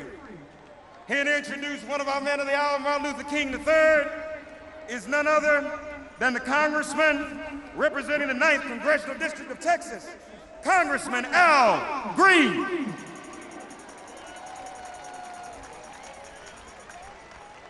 Thank you, everyone. It is now my honor to introduce a man whose name is synonymous with the civil rights, human rights movement. A man whose father stood here 57 years ago. A man who followed his father's footsteps, and I was there with him to India where he traced the steps of Gandhi. A man who understands that this is a full-time job. He's not a part-time freedom fighter. He's not an everyday freedom fighter. He's an all-the-time freedom fighter. I'm here to introduce a man who's a Morehouse graduate, a man who knows what it feels like to suffer the pains associated with the human rights movement.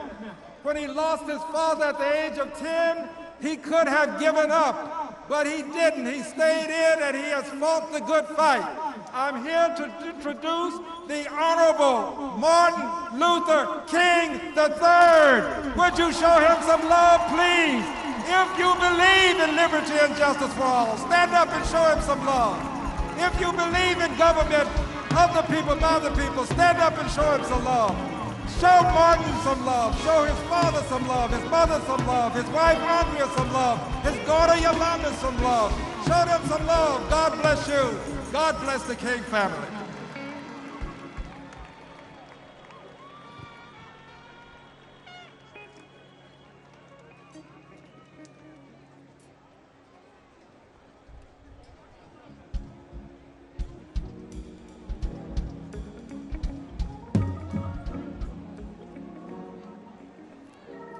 Good afternoon. I am so honored to be here, but before I say something, I want you to hear from the future of our nation, the only granddaughter of Martin Luther King Jr. and Coretta Scott King, my daughter and Andrea's daughter, Yolanda Renee King.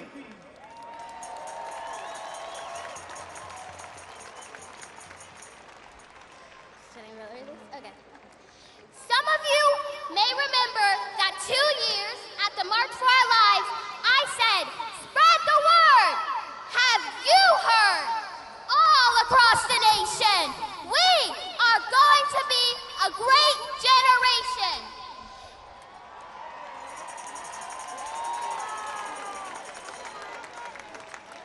That was in 2018. I didn't know what would hit us in 2020.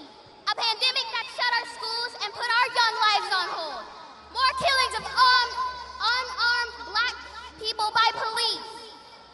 Attacks on our right to vote. The worst economic crisis since the Great Depression that we learned about in school. And more extreme weather than ever before. But great challenges produce great leaders.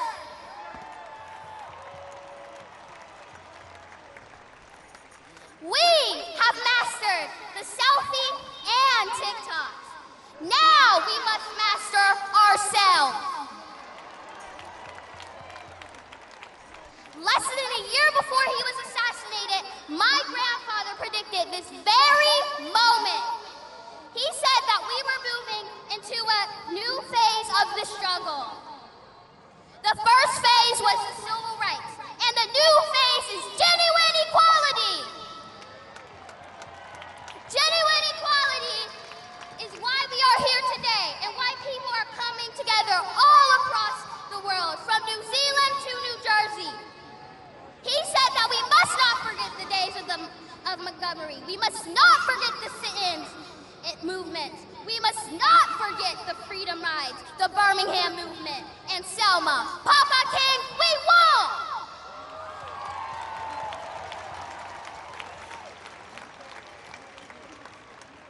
My generation has already taken to the streets peacefully and with masks and socially distanced to protest racism. And I want to ask the young people here to join me in pledging that we have only just begun to fight and that we will be the generation that moves from me to we. We are going to be the generation that dismantles systemic racism once and for all, now and forever. We are going to be the generation that calls a halt to police brutality and gun violence once and for all, now and forever. We are going to be the generation that preserves climate change and saves our planet once and for all, now and forever. And we are going to be the generation that ends poverty here in America, the wealthiest nation on earth, once and for all, now and forever.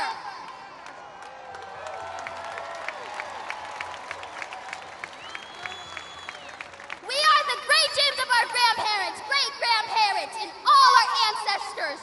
We stand and march for love, and we will fulfill my grandfather's dream. So, show me what democracy looks like. This is what democracy looks like. Show me what democracy looks like. Show me what democracy looks like. One last time. Show me what democracy looks like. Okay, then let's show them.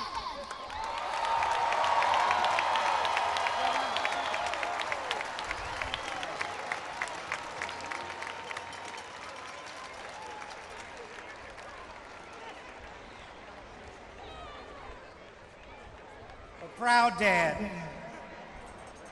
Let me thank God that we've been able to assemble today, and to thank Reverend Sharpton and the National Action Network and all of the conveners that actually are here today, and most of all, these families that have been impacted by police brutality and misconduct. So we've come to bear witness, to remain awake, to remember from where we've come, and to carefully consider where we're going. Whether you're here in person, online, or watching on MSNBC and other networks. Thank you for joining us for this March on Washington. Together, we are taking a stand, and we're taking a giant step forward. Let me also thank Al Green for the very warm introduction, my dear friend. But we're taking a step forward on America's rocky but righteous journey towards justice.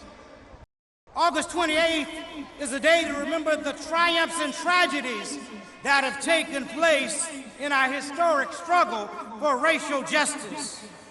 Today, we commemorate the March on Washington to jobs and freedom in 1963, where my father declared his dream. But we must never forget the American nightmare of racist violence exemplified when Emmett Till was murdered on this day in 1955, and the criminal justice system failed to convict killers. 65 years later, we still struggle for justice, demilitarizing the police, dismantling mass incarceration, and declaring and determinedly as we can that Black Lives Matter. In our struggle for justice, there are no permanent victories. For on this day, 12 years ago, I was honored to address the Democratic National Convention in Denver. And on that night, on that evening in the Mile High City, our spirits were soaring as the Democrats nominated Barack Obama, who would go on to become the first African-American president of these United States. But the progress we celebrated then is imperiled yet again. And now we must march to the ballot box and the mailboxes to defend the freedoms that earlier generations worked so hard to win. In so many ways, we stand together today in the symbolic shadow of history. But we are making history together right now. We're marching with the largest and most active multi-generational, multiracial movement for civil rights since the 1960s. From high school students to senior citizens, Black as well as white, Latino, Asian American, Native American, Pacific Islanders, Americans are marching together, many for the first time, and we're demanding real, lasting, structural change. We are marching together for time-honored goals and in timely ways. We are courageous, but conscious of our health. We are socially distant, but spiritually united. We are masking our faces, but not our faith in freedom. And we are taking our struggle to the streets and to social media. The nation has never seen such a mighty movement, a modern-day incarnation of what my father called the coalition of conscience. And if we move forward with purpose and passion, we will complete the work so boldly began in the 1960s. We're marching to overcome what my father called were the triple evils of poverty, racism, and violence. And today, those evils have exacerbated 4 major challenges that currently face our country. First, COVID-19 tragically has killed more than 175,000 Americans, disproportionately African American, Latino, and low-income people in every background. Second, more than 30 million Americans are unemployed again, disproportionately people of color. COVID-19 has laid bare the structural and racial inequalities in our economy that kept too many people trapped in the debt and poverty. Third, police brutality and gun violence are killing so many unarmed African Americans. Today, we march with their families and we say their names. George Floyd, Bohem Jean, Breonna Taylor, Eric Garner, Michael Brown, Tamir Rice, Yusef Richardson, Terrence Crutcher, Trayvon Martin, Ahmaud Arbery, Elijah McClain, and so many others. And fourth, our voting rights are under attack. We must vigorously defend our right to vote because those rights were paid for with the blood of those lynched for seeking to exercise their constitutional rights. They were paid for with the blood of civil rights workers, such as Sammy Young Jr., Goodman, Swerney, and Cheney, Jimmy Lee Jackson, Viola Luiso, James Reed. Those rights were paid for through the sacrifices made by heroes such as C.T. Vivian, Fannie Lou Hamer, Hosea Williams, and John Lewis. But since the United States Senate has failed to renew the Voting Rights Act, we have had to overcome a whole new trick bags of tactics to suppress our votes, discriminatory voter ID requirements, cutbacks in early voting and vote by mail, voter purges targeting those who have missed several elections, and disenfranchising those who have served their time and paid their debt to the society. And now COVID-19 is making it dangerous, even deadly, to stand in line at polling places. We shouldn't have to risk our lives to cast our votes. We need to be able to do what President Trump does, vote safely by mail. But now we are struggling to overcome the dismantling of the U.S. Postal Service for the express purpose of suppressing our vote. With all these threats to our lives and liberties, our challenge is to use this moment to expand this movement, a movement that not only raises its voice, but casts its votes, pursues its vision, and makes lasting change. The scripture says, where there is no vision, the people perish. Our vision is best expressed by a phrase we must never forget. That is the beloved community. With those words, my father, John Lewis, Ella Baker, Rosa Parks, and so many other historic women and men envision an America whose dramatic practice is as good as its promise. An America where the triple evils of poverty, racism, and violence will be replaced by peace, justice, and shared abundance, and where hate and fear finally give way to help and love. To achieve that America, we need to raise our voices and cast our votes. Over the weeks ahead, culminating on Election Day, we need to vote as if our lives and our livelihoods, our liberties depend on it, because they do. No person, no people are more keenly aware of the risk of disenfranchisement than those who've suffered from it. There's a knee upon the neck of democracy, and our nation can only live so long without the oxygen of freedom. The strength must be exercised by more than rhetoric and more than marching.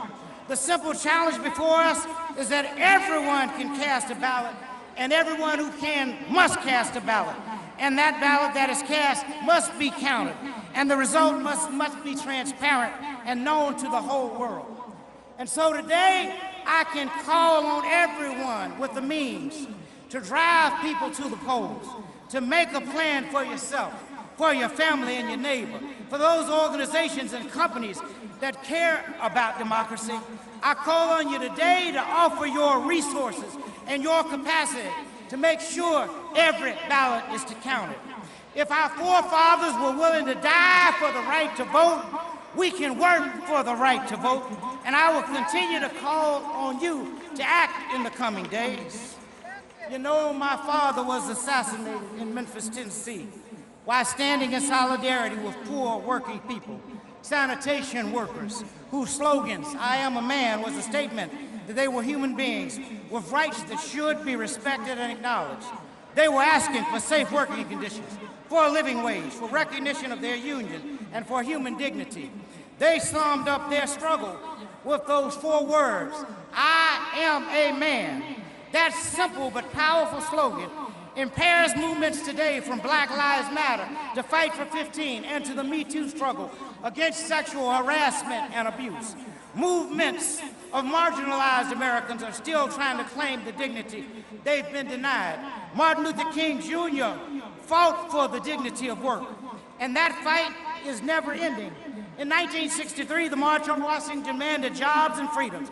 In 1968, the Memphis sanitation strike workers that demanded, and the Poor People's Campaign insisted that working people should not live and labor in poverty. Those fights foreshadowed our struggle today to make the minimum wage a living wage, not a poverty wage. And we are fighting alongside the frontline workers, sanitation workers, healthcare workers, grocery workers, transport workers, food service workers, and so many more. They are praised for being essential, but they are treated as if they're expendable. While standing with sanitation workers in Memphis, Dad said, So often we overlook the work and the significance of those who are not in professional jobs, of those who are not in the so-called big jobs. But let me say to you tonight that wherever you are or whenever you are engaged in work that serves humanity and is for the building of humanity, it has dignity and worth. Now we have a president who confesses greatness with grandiosity. But my father knew better. Everyone, he said, can be great because everyone can serve.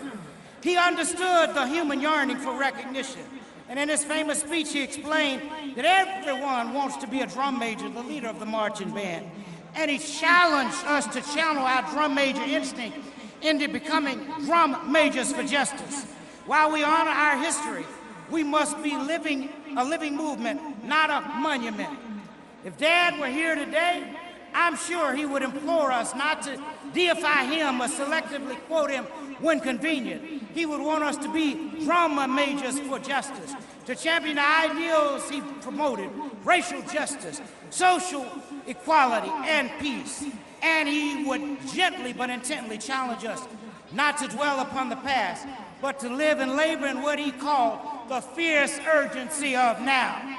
So if you're looking for a savior, get up and find a mirror. We must become the heroes of the history we are making. And us means all of us.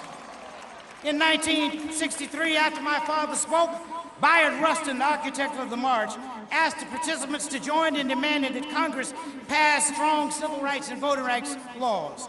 More than half a century later, we must demand that the United States Senate stop blocking passage of the George Floyd Justice in Policing Act and the John Lewis Voting Rights Restoration Act. And so when we conclude today, let's remember that this is the commitment march in the spirit of 1963. I ask you to join me in pledging to act in 3 ways. First, because our civil and human rights are at stake in this election, I ask you not only to register and vote, but make sure that at least one other person registers and votes. Second, I ask you to commit to service and struggle in your community, from voter registration to raising the minimum wage, to demilitarizing the police. Get involved with one or more of many worthwhile struggles in your community. And third, I ask you to pledge, as my father and John Lewis did, to get into good trouble and do it nonviolently. Remember that in the fight against injustice, nonviolence doesn't mean passive acceptance. It means peaceful resistance. We must come together and join with the Black Lives Movement to raise our voices and say enough is enough. We must come with the Poor People's Campaign, the Climate Change and Environmental Justice Movement, the Women's March and Me Too movement, the Parkland students and March for Our Lives, and say enough is enough. Martin Luther King Jr. famously said that the moral arc of the universe is long but bends toward justice. But he was also the first to say that it doesn't bend on its own. We must do some work ourselves. In the final year of his life, he wrote in his last book, "Where do we go from here, chaos or community?" Well, my sisters and brothers and dear friends, in this defining moment for our history and our country, we must answer Dr. King's question. Will our answer be chaos or community? I believe some have chosen the answer with chaos, including the current occupant in the White House today. But we who believe must choose community, because if we choose community, we can avoid watching the dream turn into a permanent nightmare. If we choose community, 50 years from now, people will say that we were able to redeem the soul of America and begin to fulfill the promise of democracy by systematically eliminating systematic racism and exploitation. My friends, if we choose community, we will be able to answer in the affirmative to the scripture. Here comes that dreamer. Come, let's slay him, and we shall see what will become of his dream. Finally, this afternoon, I want to say to you Not only do I come as a protester, but I come as a victim. My daddy was killed when I was 10 years old. Gunned down, you know that, by assassin's bullet. Some of you know but may not know. 6 years later, my daddy's mother, my grandmother, was gunned down in the church while praying the Lord's Prayer. So I understand what it means to lose a loved one. But I'm so thankful that my grandfather and my mother and my aunts and uncles taught me about love, because Granddaddy used to say, I refuse to allow any person to reduce me to hatred. The man that killed my lovely wife and the man that killed my son, I refuse to allow them even to reduce me to hatred. I love everybody. I'm every man's brother. If we're going to resolve these issues in America, we've got to come together. Dad talked about it in that sermon, Levels of Love. He talked about all of them. I'm only going to talk about the highest level of love. That love that seeks nothing in return. That love that is totally unselfish. You love someone if they're young, you love them if they're old. You love them if they're black, you love them if they're white. You love them if they're Native American. You love them if they're Hispanic or Latino American. You love them if they're African. You love them if they're Asian. You love them because you know that God calls you to do that. And if we're going to resolve all of these conflicts and crises in America, we got to find a way to do it in love. Thank you, and God bless you. And let's keep on keeping on. Hello, 57th March on Washington. I'm Joy Ann Reid from MSNBC, and I wish that I could be there with you today, as Reverend Al Sharpton is my colleague, my friend, my off-the-record pastor, and my big brother. I arrived in East Flatbush, Brooklyn, New York in 1986 at age 18, having left when I was 2. It was an era when Black Lives Matter meant Michael Griffiths, Yusuf Hawkins, Sean Bell, Amadou Diallo, Patrick Dorisman, and Gavin Cato.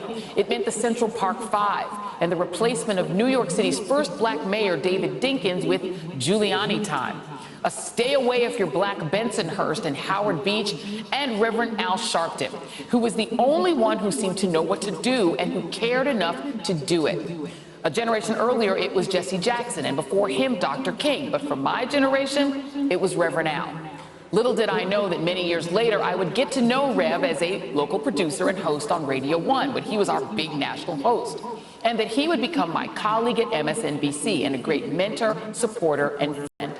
Meanwhile, the National Action Network has never stopped working, even as the names have changed to Trayvon Martin, Michael Brown, Eric Garner, Sandra Bland, Tamir Rice, Freddie Gray, George Floyd, Breonna Taylor, and Jacob Blake. I marched with Rev in Selma when he pulled me to the front of the line so that I could be there to witness history and John Lewis's second-to-last public appearance. And I've watched him nurture grieving families as they cry out for justice. He has marched on presidents and had presidents confide in him. He has inspired me to use my gifts to make real change. And he has been our backstop and our defender in dark times. We know that when we call him, he will be there, and he will do something and cause something to be done. 57th Anniversary March on Washington, please join me in saluting our defender and my big brother, Reverend Al Sharpton.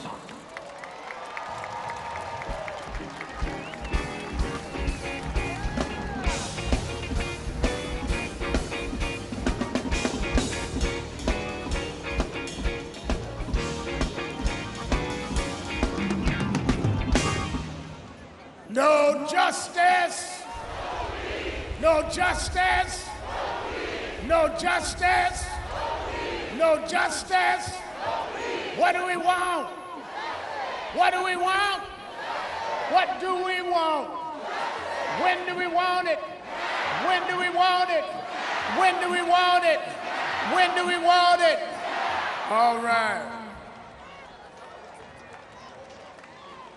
57 years ago,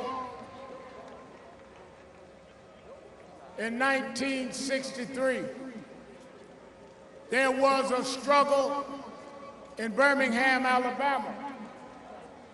There was the assassination of Medgar Evers, the head of the Mississippi NAACP. In the middle of struggle and murder, they came to Washington to demand that the federal government give them a Civil Rights Act and voting rights. They marched that day, in a hot, blistering day like today, saying that as we struggle, we need legislation. And they stayed on that movement until they got the Civil Rights Act of 1964 and the Voting Rights Act of 1965. They came young and old. They came from the South.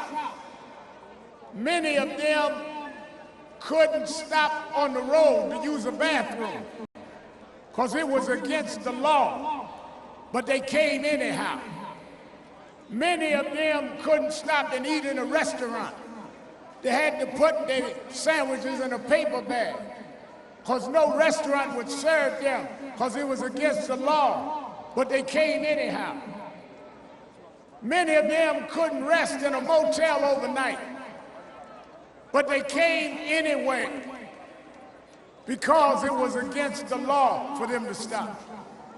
Because they came in '63, we were able to come back in 2020, riding whatever we wanted to ride, stay in whatever hotels was available. They opened the door for us, but there's still some doors we have to open and some people we've got to straighten out. 2020, we must deal with police brutality. 2020, we must deal with those that want to rob our right to vote. And even though we are here in the midst of a pandemic, socially distancing, telling y'all to distance, and I keep saying spread out, we want to come to show with our bodies that enough is enough.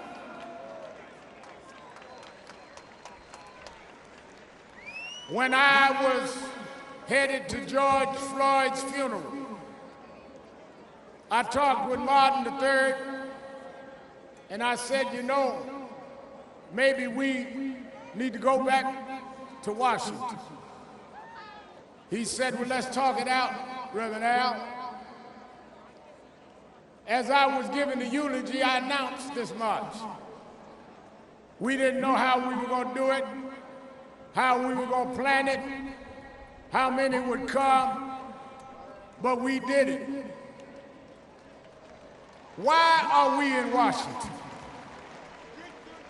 I've talked with one of the leading minds of our nation, Dr. Michael Eric Dyson, and he told me that, Reverend Al, you got to understand that until there's federal legislation, every state will do what it wants to do. We have passed in the House of Representatives the George Floyd Policing and Justice Act. Now we need to pass that act in the Senate. We need Mitch McConnell and the U.S. Senate to meet on the George Floyd Policing and Justice Act, or we're going to meet you senators at the poll in November 3rd, whether we got to mail in, walk in, ride in, crawl in. We want our bill passed.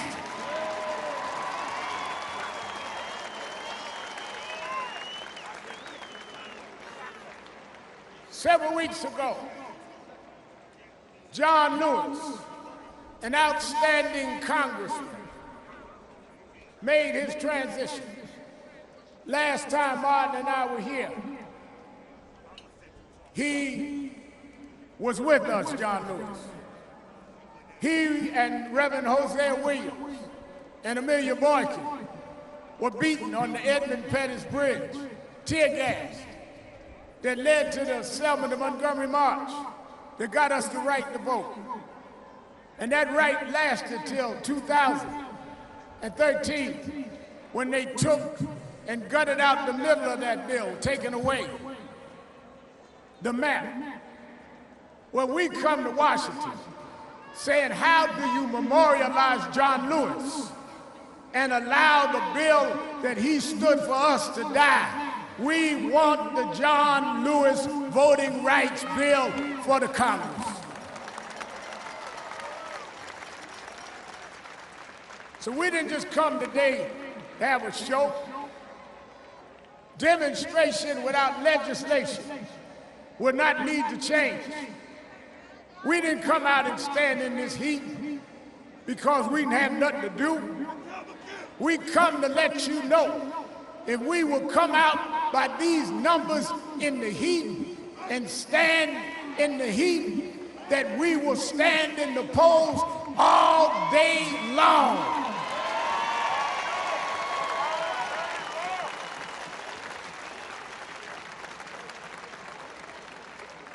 They keep telling me about how it's a shame that black parents have to have the conversation with our children.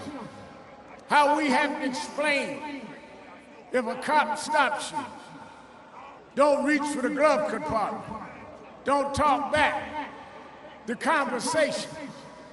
Well, we've had the conversation for decades. It's time we have a conversation with America. We need to have a conversation about your racism, about your bigotry, about your hate, about how you would put your knee on our neck while we cry for our lives. We need a new conversation.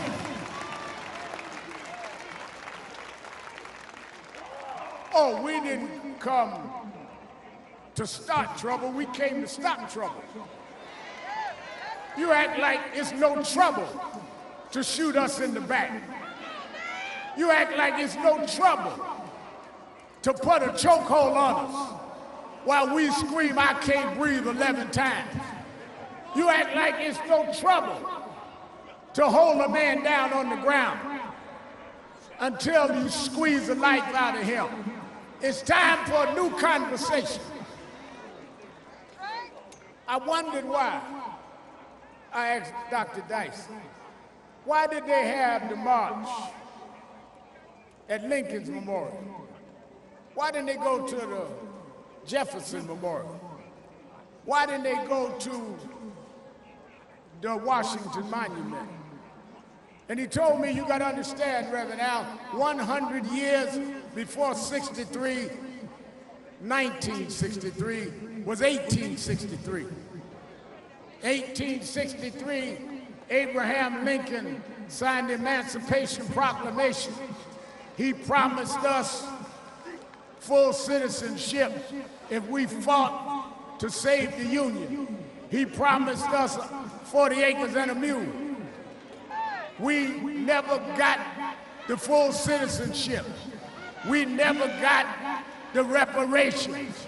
We come to Lincoln because you promised, Mr. Lincoln, and the promise has been broken. And we come like Dr. King came 57 years ago to say we are tired of broken promises.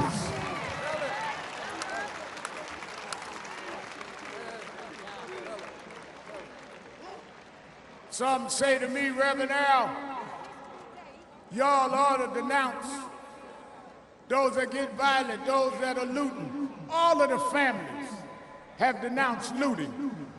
What we haven't heard is you denounce shooting.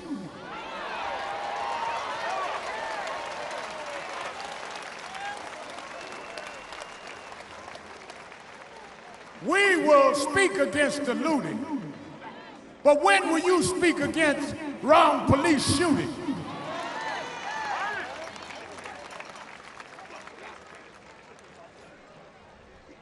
I remember Reverend Dr. Y.T. Walker sat, Reverend W. Franklyn Richardson, who spoke today, and sat us down and said that after the Montgomery boycott, and they had gone to Albany, Georgia, and the movement stalled because in Albany, they treated them with a certain kindness. They said they wanted to find someone that would demonstrate the raw disregard for rights. And as they did, they went all over the South. And Reverend Fred Shuttlesworth told them to come to Birmingham because there was a police chief there named Bull Connor. And Bull Connor would act in an insensitive and brutal way. Well, in 1963 and 1964, they fought Bull Connor. Here we are in 2020. We've gone from Bull Connor to Bull Trump. We've gone from a mean-spirited sheriff to a mean-spirited president whose lips drink with the words of interposition and nullification. We do not want to be disrespected. How do you speak while this young man, Jacob, lies in a hospital and you won't call his name? How do you sit while Breonna Taylor's in a grave and you won't call her name? How do you sit while Eric Garner's in a grave and you won't call his name? How do you sit while George Floyd is laying in a grave and you won't call his name? Well, Mr. Trump, look right down the block from the White House. We come to Washington by the thousands. We gonna call their name. We gonna call their name. We'll never let America forget what you done. Call their names.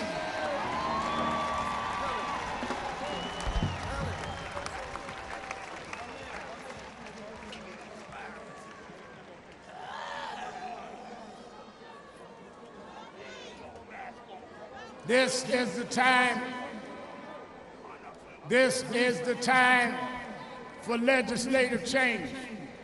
This is the time for us to vote like we never voted before. And don't just vote for the top of the ticket. Vote all the way down.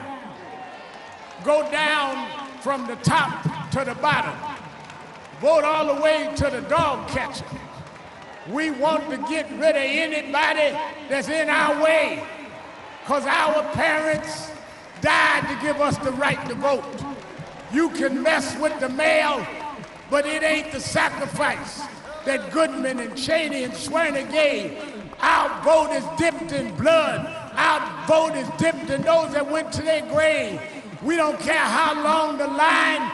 We don't care what you do. We're gonna vote not for one candidate or the other, but we're gonna vote for a nation that'll stop the George Floyds, that'll stop the Breonna Taylors.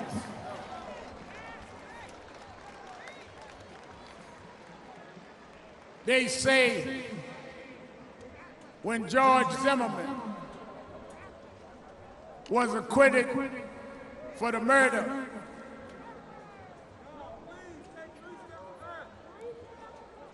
when he was acquitted for the murder of Trayvon Martin, 3 young genius sisters wrote the slogan, Black Lives Matter. And it resonated. Why did it resonate? Because too long, you acted like we didn't matter. They said, well, everybody matters, but everybody hasn't mattered the same in America. Reason we had, and still have to say Black Lives Matter, is because we get less health care like we don't matter. We go to jail longer for the same crime like we don't matter.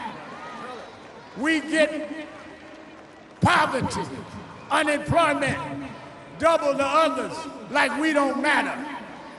We treated with disrespect by policemen that we pay their salaries like we don't matter.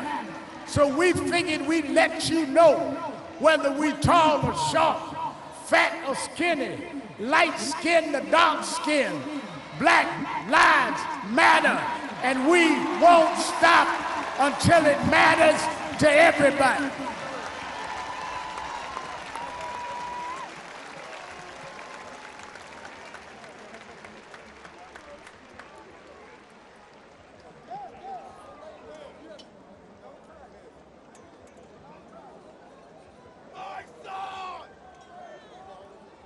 Let the sister, if she want to hold up her fist, leave her alone.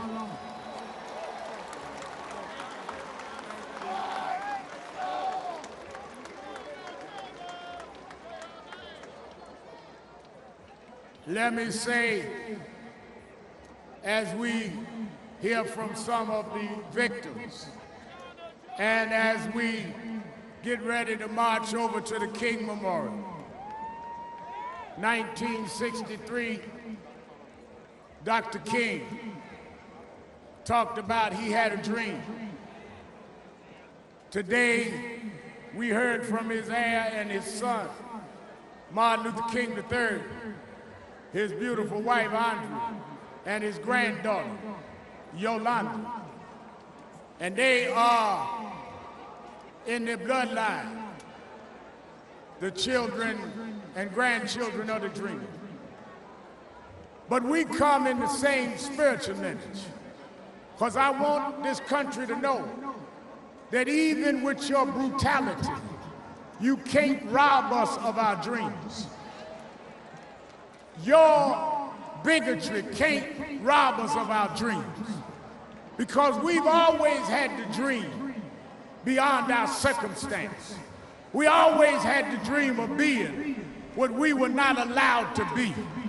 We are the dream keepers, which is why we come today black and white and all races and religions and sexual orientations to say this dream is still alive. You might have killed the dreamer, but you can't kill the dream, because truth crushed to earth shall rise again. We gonna rise, never to fall again. We gonna stand up even when our legs are tired. We gonna make this dream come true.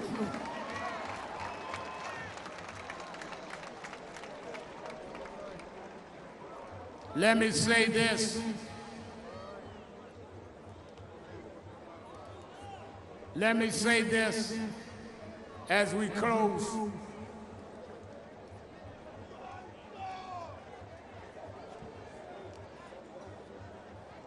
Shh. I want everybody to be orderly. Let me say this.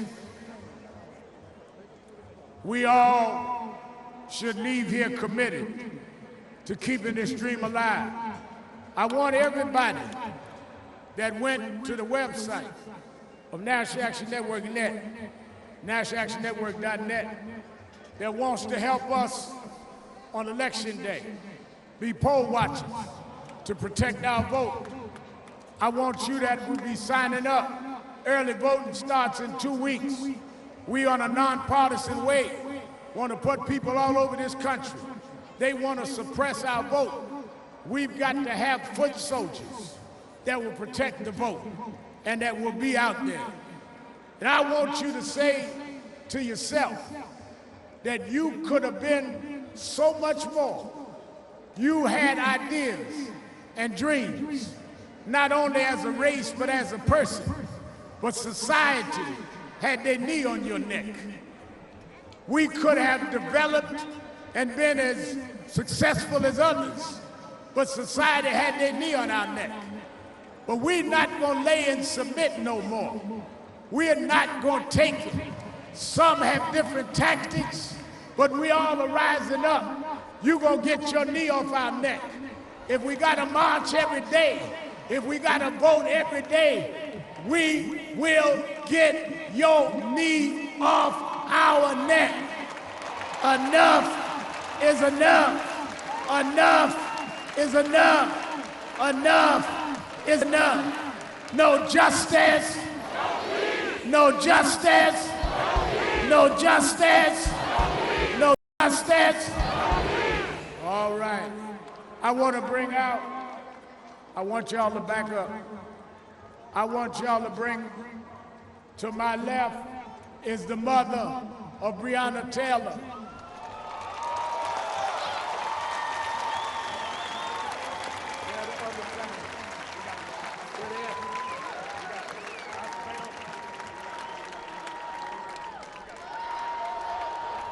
Say her name.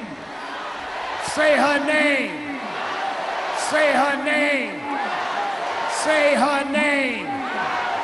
Let us hear from Tamika, the mother of Breonna Taylor.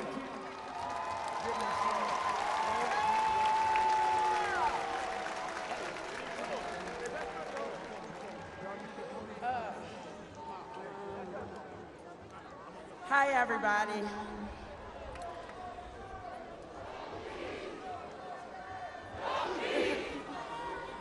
First, I just want to thank everybody who's been in support of getting justice for Breonna Taylor.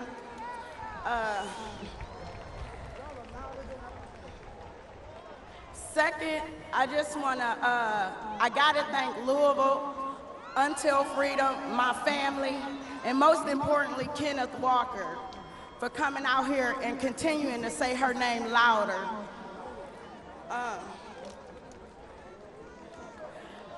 What we need is change, and we're at a point where we can get that change, but we have to stand together. We have to vote.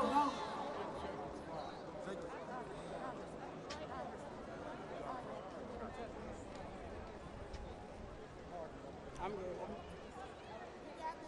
good. Yeah. Yeah. That's right.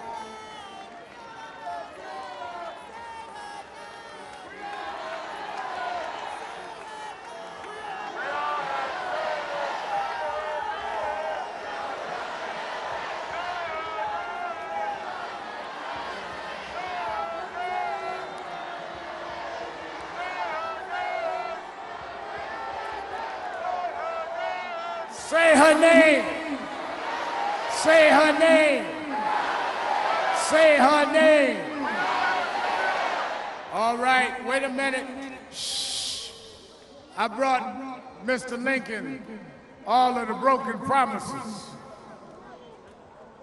We all stopped when a man was killed with a knee on his neck, narrated his own death on videotape and didn't know they were recording.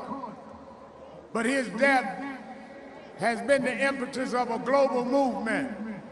I bring you his brother, the brother of George Floyd, Philonise Floyd.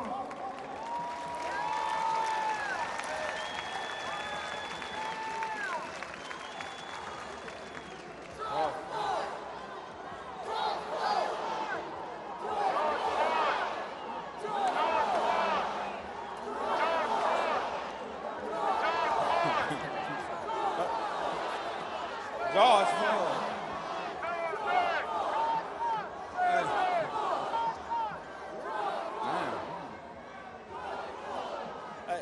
Thank y'all.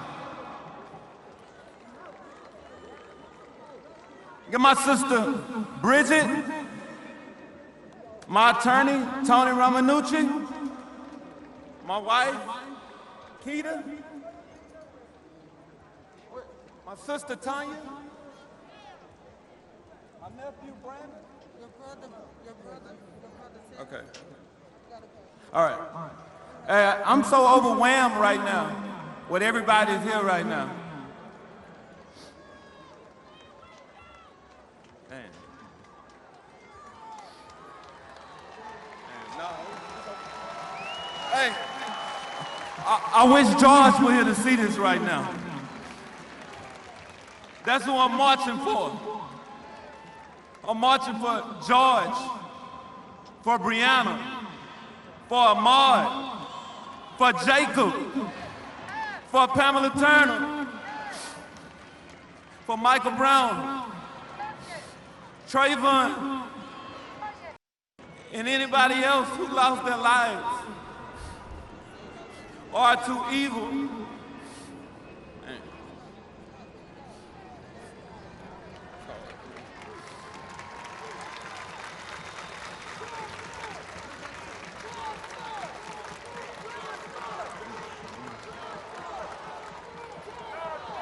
I got you.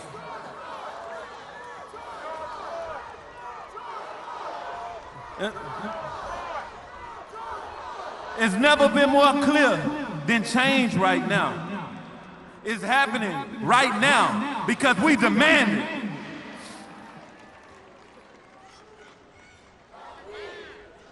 Everyone here has made a commitment because they wouldn't be here for no other reason right now. It's hot, and I know it's hot, but as of now, we here because we are being fried right now, man.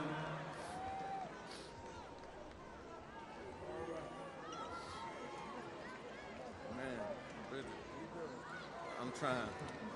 I'm good. I got it.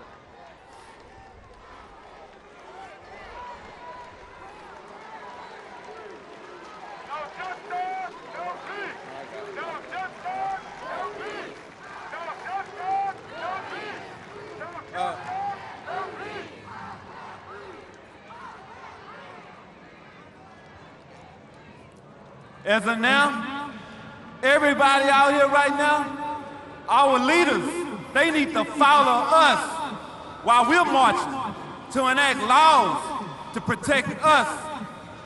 Man, it's hard, man. It's really hard. I'm so sorry, man.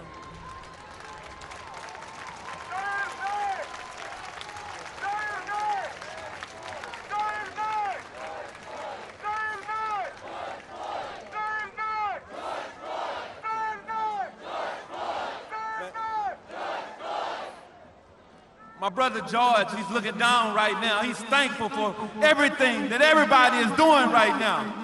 Y'all showing a lot of empathy and passion, and I'm enjoying every last bit of it right now. If it weren't for y'all, I don't know where I'd be right now, because y'all are keeping me running. I have to advocate for everybody, man, because right now, Jacob Blake, I'm feeling, it's hard just to talk right now. Shot 7 times, man, with his kids. That's painful.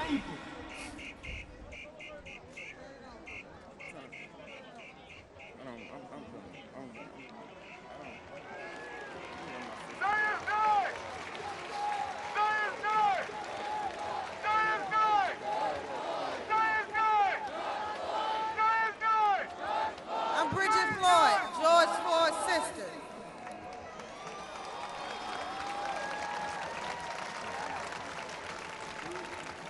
I want you guys to ask yourself right now, how would the history books remember you? What will be your legacy? Will your future generations remember you for your complacency, your inaction? Or will they remember you for your empathy, your leadership, your passion for weeding out the injustices and evil in our world? You know, Martin Luther King stood here 57 years ago, and he told the world his dream. But I don't think y'all know that we're here right now and have the power to make it happen. I don't think y'all hear me. But we have to do it together. We have to do it together for our generations to come, our children. My brother cannot be a voice today. We have to be that voice. We have to be the change, and we have to be his legacy. Thank you from the Floyd family.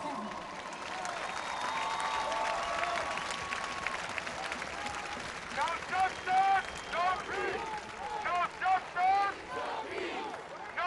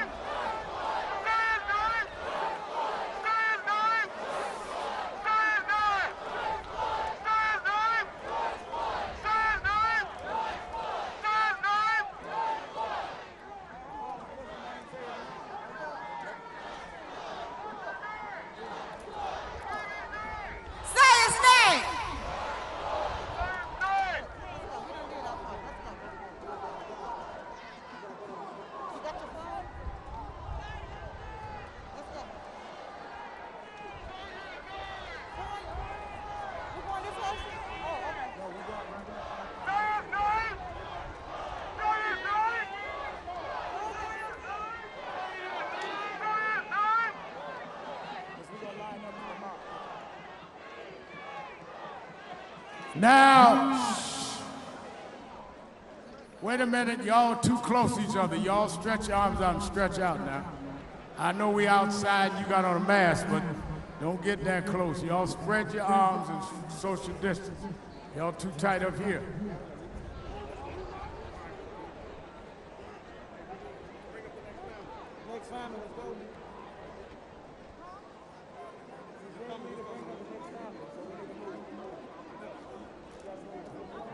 Few days ago,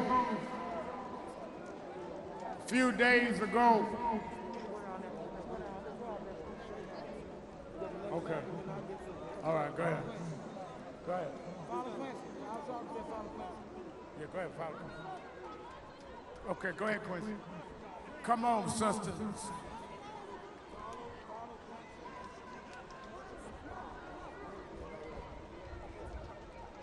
Give a hand to Floyd family as we get ready. Please have one speaker.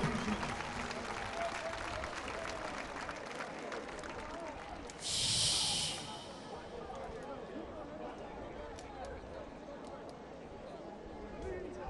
Now, y'all are too loud. Why are you screaming?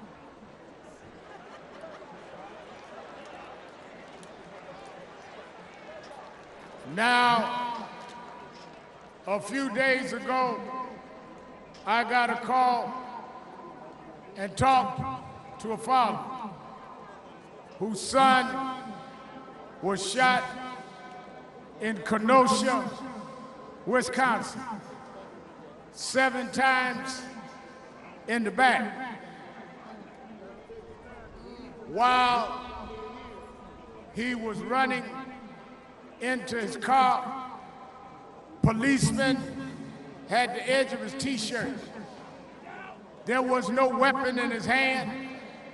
There was no threat to the policeman.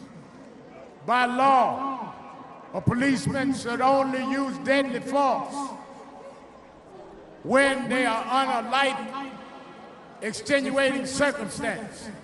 What could have been the circumstance when a man's running away from you? What could have been the circumstance when a man is trying to get in his car? Now they say they may have found a knife in his car. Well, did they examine the police to see if they had X-ray vision to see through the car door? When he shot him, he didn't know what was in the car. What he knew was that a black man seems to be expendable. And we come to say we are no longer expendable. We are going to demand justice. His mother and father are both here. His mother got a little heat exhaustion and is sitting in the tent. But I bring you the father of this young man who we are all rallying for. This is Jacob's daddy, who said to me, I'm gonna fight for my son. I'm gonna fight for justice. Let's welcome to the platform, Jacob Sr.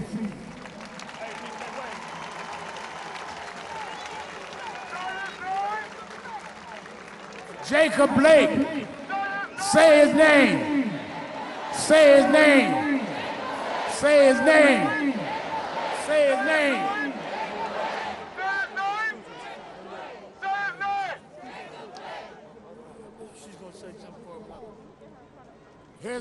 His sister's gonna first speak for the mother, who's here in the tent.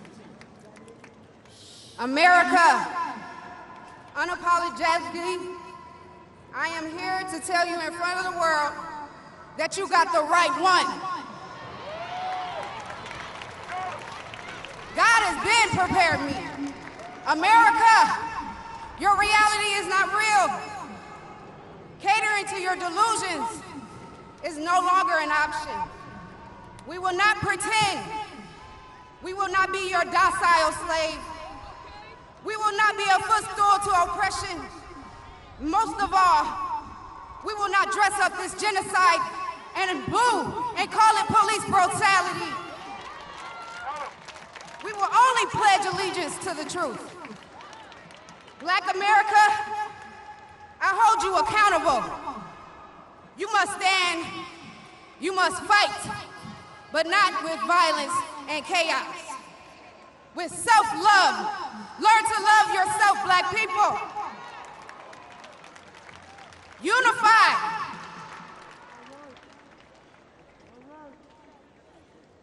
Group economics. Black women, you are your brother's keeper. I know it's heavy, but forgive him and heal. His manhood was taken from him a long time ago. Build him up. Black children, read, learn, grow, and live, and question everything. Black men, stand up! Stand up, Black men! Educate yourself and protect the Black family unit, period!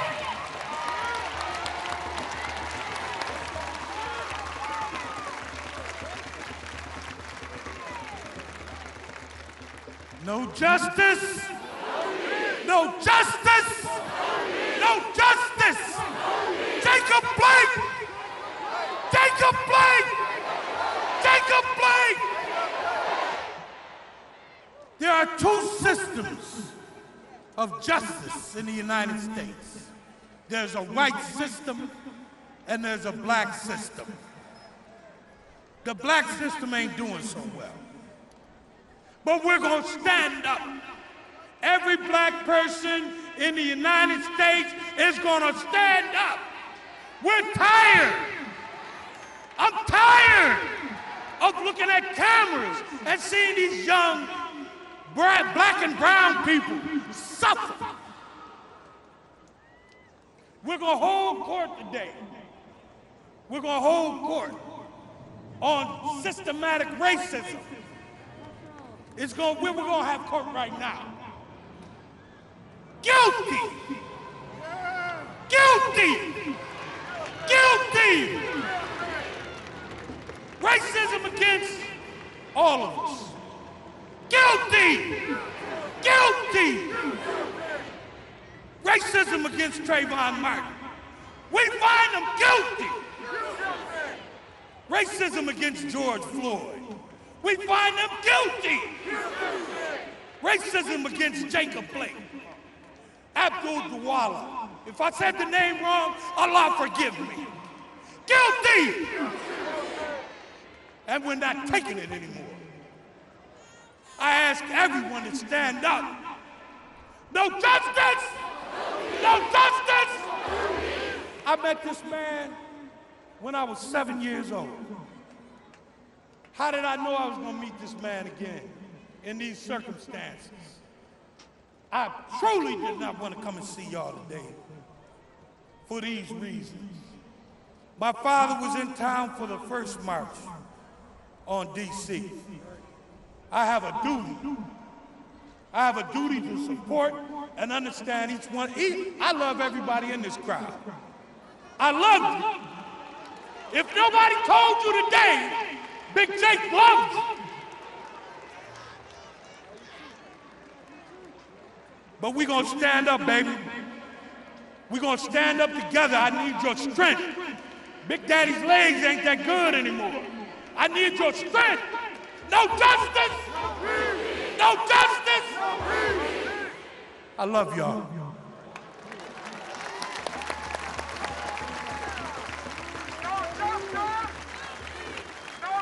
I want to bring Attorney BeBe Lamont, who represents these families. Then I want Attorney Stewart to come, who represents others. There are many families here, and I think we should hear from a few more before we march to the King Memorial. Good afternoon, D.C. I'm Attorney BeBe Lamont. I represent the Joyce Acevedo family who was killed in the city of Milwaukee by an off-duty officer before George Floyd and was strangled for 10 minutes. I also represent the family of Jacob Blake, who was unhumanly just killed, shot 7 times, but he lives today.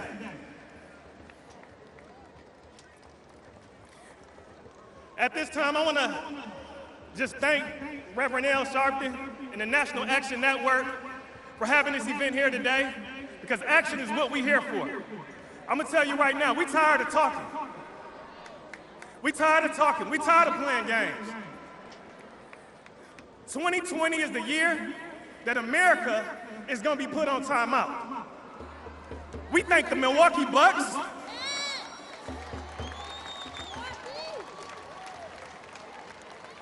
and all the NBA teams who sacrificed their game for this special cause.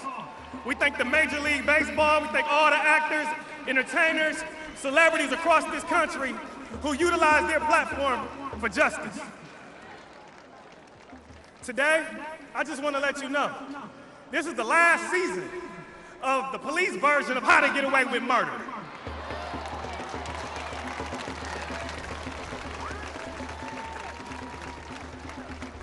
We know your playbook. We know your plays. Step 1, claim that you're in fear.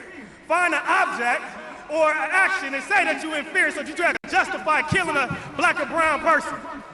Step 2, assassinate that black or brown person. And then step 3, you assassinate his character. Then after you get to step 4, you delay your investigation. You exaggerate it. You got the video that takes 20 seconds to watch, but you take 2, 3, 4, 5, 6 months to say you're still investigating. And then when you call an uproar around our community, then you attack our protesters that are gathering peacefully and take any extreme and use tear gas against them. I want to let you know, we're here today because game is over. This timeout is not in vain. We know your plays, and it's over. It is training day for police officers and law enforcement agencies across the country. It is training day. If you don't train your officers on the standard operating procedures and get them racial bias training, the great civil rights lawyers in this country will hold you accountable. And I'm gonna let you know right now, it's not gonna be cheap, because Black Lives Matter.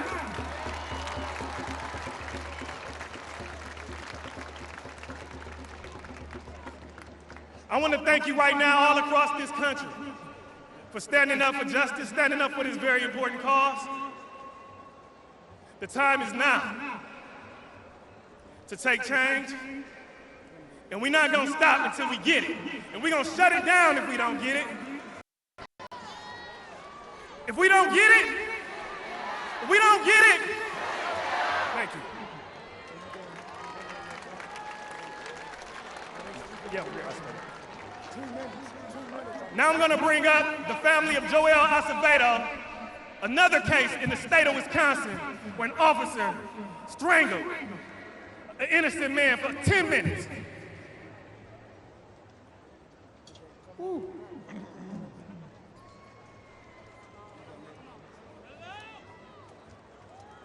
Let us free! We need to be free. We are free people. I come down here to let everyone know, and let these governments know as well, that we have rights. And if there's not going to be no justice, there's never going to be no peace. I love that this is what God wants, our brothers and sisters to stand in one in unity with the Hispanics, Asians, every different nationality that is standing for right. Joel Acevedo did not deserve to die. He was my son, invited to a police party where there was drugs and alcohol. The city of Milwaukee's been hiding this case. They choked him for over 10 minutes into the officer's house, Michael Mattioli, along with his 2 accomplices that they want to use as witnesses, Andrew Jokovsky and Eric Mr. Peterson, I tell you right now, America, wake up, because you're going to get a rude awakening. And we come against you, Satan, in the name of Jesus Christ. We stand for what's right. Thank you. I love you all. As we bring on Attorney Stewart and the family of Ahmaud Arbery, hold it. We trying to get everybody in. As we get the next set of family members to come forward and then prepare to march to the King Memorial. Many athletes and artists have stood for justice. One of them said, I'm coming to sing for the family. May we hear from internationally acclaimed artist BeBe Winans.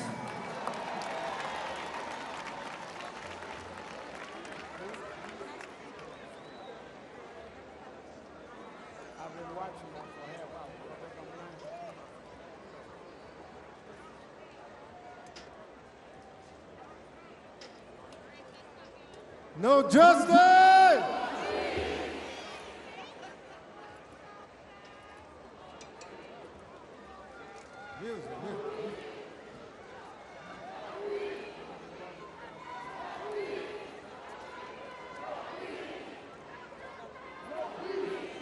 This song I wrote after the death of Freddie Gray.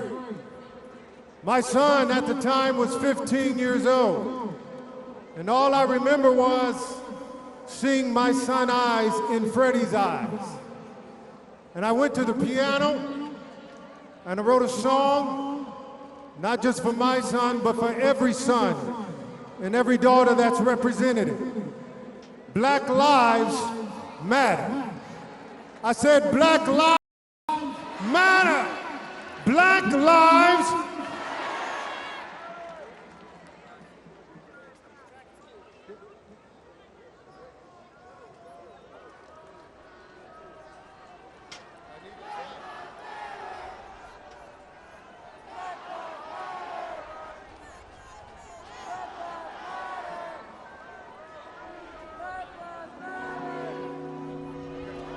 Tomorrow hope to see his eyes looking back at me with that smile, his possibilities and our plans don't take away from me. With your hands at night, I close my eyes and I pray, Lord, cover him with love and your grace. How can you know his heart, my friend, when already judged him by his skin? See, it's the right to live that we're after. Wanna trade my tears to laughter. 'Cause in one moment dreams are shattered. Our sons and daughters matter. Yes, black lives matter.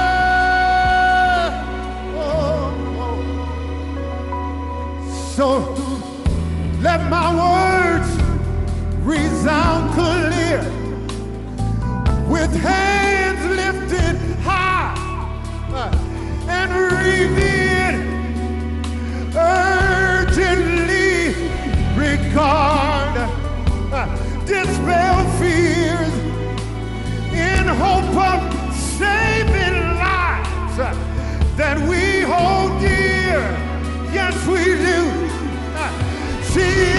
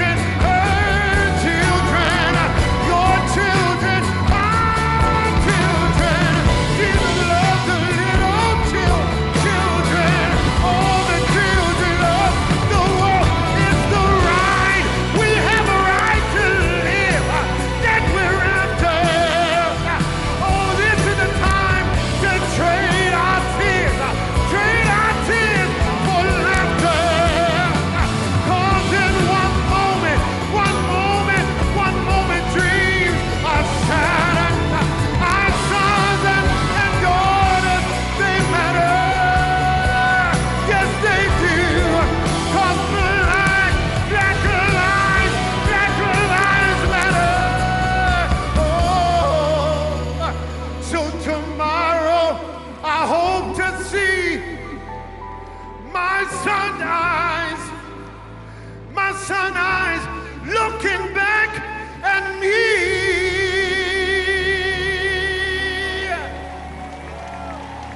BeBe Winans, Attorney Stewart.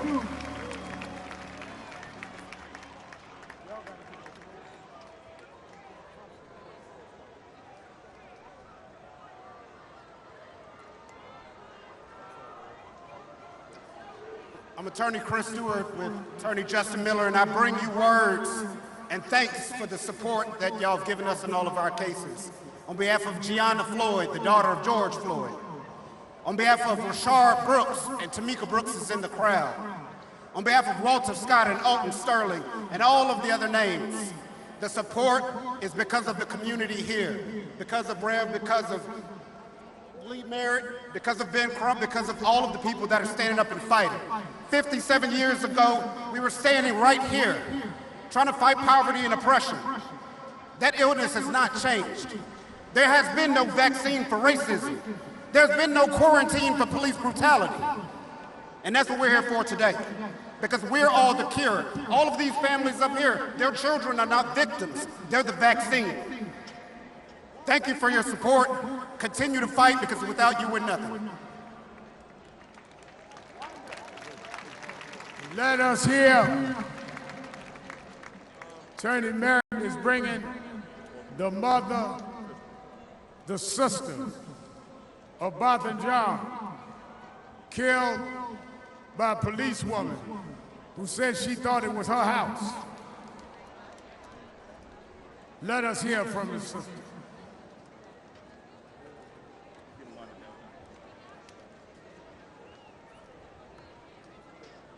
Hello, everyone. My name is Elisa Findley. I first want to thank the National Action Network. I would like to thank the National Action Network, Reverend Al Sharpton and Martin Luther King III for organizing and convening this march. Botham Ja is my brother. September 6th marks 2 years since I last heard his voice, heard his laugh, 2 years since my family has felt whole. Because September 6th will be 2 years since Amber Geiger shot my brother through his heart. Both of them died while sitting at his home, eating ice cream and watching football. He was minding his own business. Since then, I have been on a mission to seek reform to the severely broken justice system, because both of them would still be alive today. Instead, we are 9 days away from the 2nd anniversary of his murder. 2 years of saying his name and Antoine Rose's name, 10 years of seeking justice for DJ Henry, 4 years of saying Terrence Crutcher's name, saying Chantel Davis, Delron Small, Sandra Bland, Tatiana Jefferson, and so many others. I am tired of learning new names, adding new hashtags to an already long list of victims of police terror. We cannot allow our brothers and sisters to only be remembered for how they died.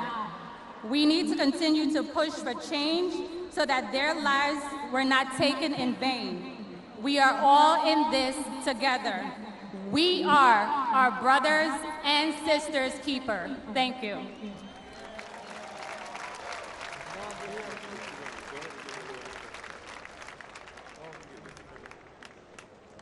The mother of Ahmaud Arbery, young man jogging, shot down in cold blood in Georgia, Brunswick, Georgia. Give Wanda a big hand. I stand before you as the proud mother of Ahmaud Arbery. I'm carrying a very broken heart, but also a grateful heart that God chose my son, Ahmaud Arbery, to be a part of this most huge movement.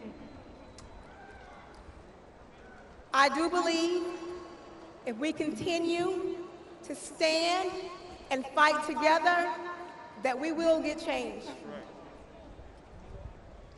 Sadly, we have these type of tragic events far too often. But I want each of you to please don't forget their names. Please let their names live forever. I want to share 3 words with you that I know Ahmaud would want me to share with you as well, and that is, I love you. I love you all for standing with us. We love you. I also want you guys to help me chant his name, and maybe he'll hear it in the heavens. Say his name. Ahmaud Arbery! Say his name. Ahmaud Arbery! Thank you, and I love you.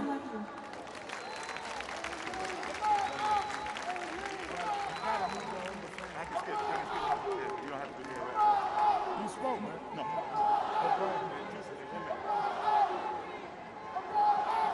Let us hear from Attorney Lee Merritt. Black power! I said black power! Black power! Look, we cannot be afraid to stage black power. You cannot say that Black Lives Matter if you don't believe in black power. Black power! The only way we stop this from happening is when we begin to exercise our own power. I've been hearing a lie from the Republican National Convention all week, and they keep telling me that this man freed the slaves. Let me tell you something. Lincoln didn't free those slaves. We freed the slaves. We free ourselves when we fight for ourselves, and we fight for ourselves through black power. Say it with me, black power. Black power. Say their names, Tatiana Jefferson, Jamel Roberson, Ahmaud Arbery, Botham Jean, Oscar Grant, Seville Smith, DeAndre Yarber, Terrence Crutcher. It's so many names we can't say them all, but listen, when we say black power, that means it all. So one more time so they hear you in the White House. Black power. Let us hear from the father of Ahmaud Arbery.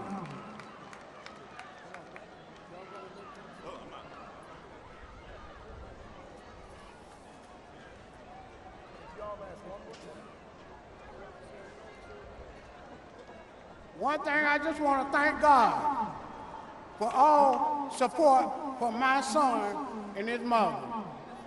I just want to say it's been a hard road because my boy been lynched by 3 white men. And it's been a hard road for me and my family. And sometimes I find myself saying, I can't believe it. But it's real because I sit back, I'm used to my boy calling me every day and tell me he loves me. And sometimes I be like, wow, he forgot to call me. And it just ain't real, I can't believe it. So I sit back and say, my boy gone, he's not coming back. So me and his family got to be his boys now. And we got to keep on fighting. And I'm gonna fight, because I'm ill to fight. I'm not gonna stop till God call me home. Right. More power to the people. Thank you. Right.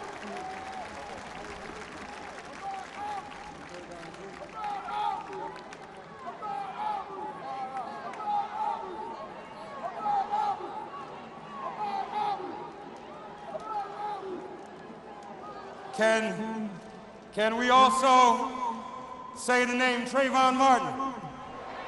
Trayvon Martin. Trayvon Martin. Please welcome Trayvon Martin's mother, our hero, our shero, Sabrina Fulton. As she comes, Trayvon Martin. Trayvon Martin. Trayvon Martin. Trayvon Martin. Sabrina Fulton. Thank you, thank you, thank you, thank you. I just want to say, even though we're going through a crisis, even though it looks dark, I want to tell you to be encouraged. I want to tell you, in spite of what we go through, be strong, stand tall, be encouraged. Don't stop saying Black Lives Matter. Don't stop peaceful protesting. Don't stop praying. Don't stop uniting. Stand together. This is what this is about. We was built for this. And last but not least, I want to leave with you my favorite Bible verse. It's Proverbs 3, 5, and 6, and it says, trust in the Lord with all your heart. Lean not unto your own understanding. In all your ways acknowledge him, and he shall direct your path. So regardless of what you're going through, trust in God. He's the only thing that matters. Stand up, people. Stand up. We was built for this. Keep fighting. Amen. Trayvon Martin. Trayvon Martin. Trayvon Martin. Let's give a round of applause to Sabrina Fulton. All of these families for their strength and their courage. Another brother who the NYPD killed, Eric Garner. I can't breathe. I can't breathe. I can't breathe. We have now Eric Garner Jr., and if you all would let her make her way to the rostrum, Eric Garner's mother, Gwen Carr. Come on, Eric Garner Jr., give him a round of applause. I can't breathe. I can't breathe. It's been 6 years since my father's words became our words. We have to make a change. I'm challenging the young people to go out and vote. It's possible for a change. We just have to put in the work. Go out and find out what we have to do and what people we have to go in to make a change. We're here to march peacefully. I don't want to see no looting. I don't want to see no nothing. Just march peacefully. I'm Eric Garner Jr. That's my message.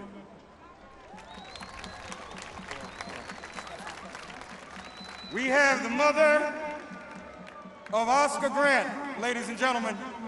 Just a word quickly, please. Rhonda Johnson, ladies and gentlemen. Rhonda Johnson. Good afternoon.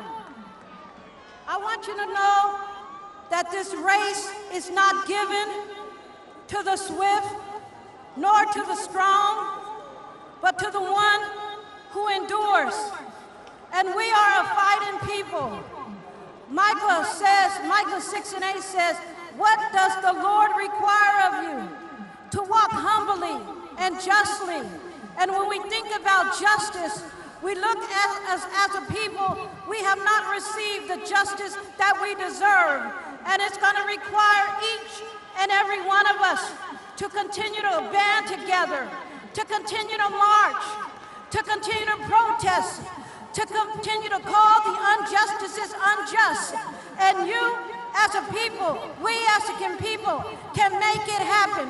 We can change some of the laws that are before us.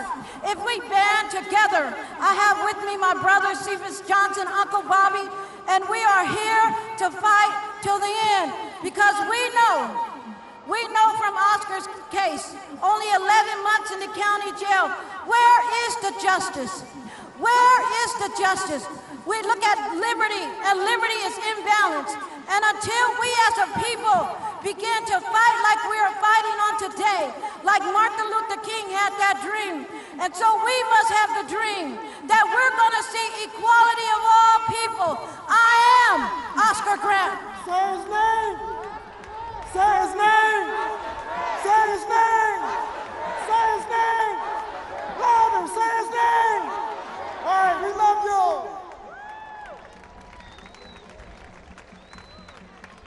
We got a couple more out of respect. We just need everyone to bring very brief greetings. so we can line up to march. The mother of Dontre Hamilton, give her a round of applause. The people have the power. We will show up on November the 3rd to take our country back. We will show up November the 3rd to take our family back. I am Dontre Hamilton's mother. He was shot 14 times for slipping in a park. I will never stop fighting for you. Let's fight together. Vote. Sisters and brothers. My grandmother is here. Where is she? Sisters and brothers, let me just say this. The problem is, the police have killed so many of us, there's not even enough time for us to hear from every family. But I'm going to acknowledge the families that are around me, just acknowledge who's here. The family of Stephon Clark is here. Hold your fist up, brother. The family of Michael Brown is here. There's Leslie. Come stand next to me, just so people can see you. The family of Seville Clark is here. Seville Smith, I'm sorry. The family Terrence Crutch's twin sister is here. Who am I leaving out? David Jones is here. Am I leaving anybody out? Who? Philip Pennell, the family of Philip Pennell. Antoine Rhodes. Montez Hambrin. Are you his mother? The mother of Montez Hambrin. Look. Emmanuel Lee. You see all the names that are being called. We want to pray for all of these families. Pamela Turner. Tamir Rice, please. Niles Arrington, please. Please follow the instructions of the marshals and begin to line up to my right as we begin to march. Y'all all right with one more, Leslie? Everybody good? Yeah, and then Stephon Clark gonna speak. Well, no, I'm not doing all that. No, we're not. We're not gonna do anything. No, we can't do it, bro. There's no time. We gotta march. We gotta march. Move to you're on TV though, brother Steph. You're on TV. Yeah. I know. You're on camera. Okay. All right. You need to. So let's let everybody line up. You can see the crowd shifting to the right. Let's make way for these families to lead the march.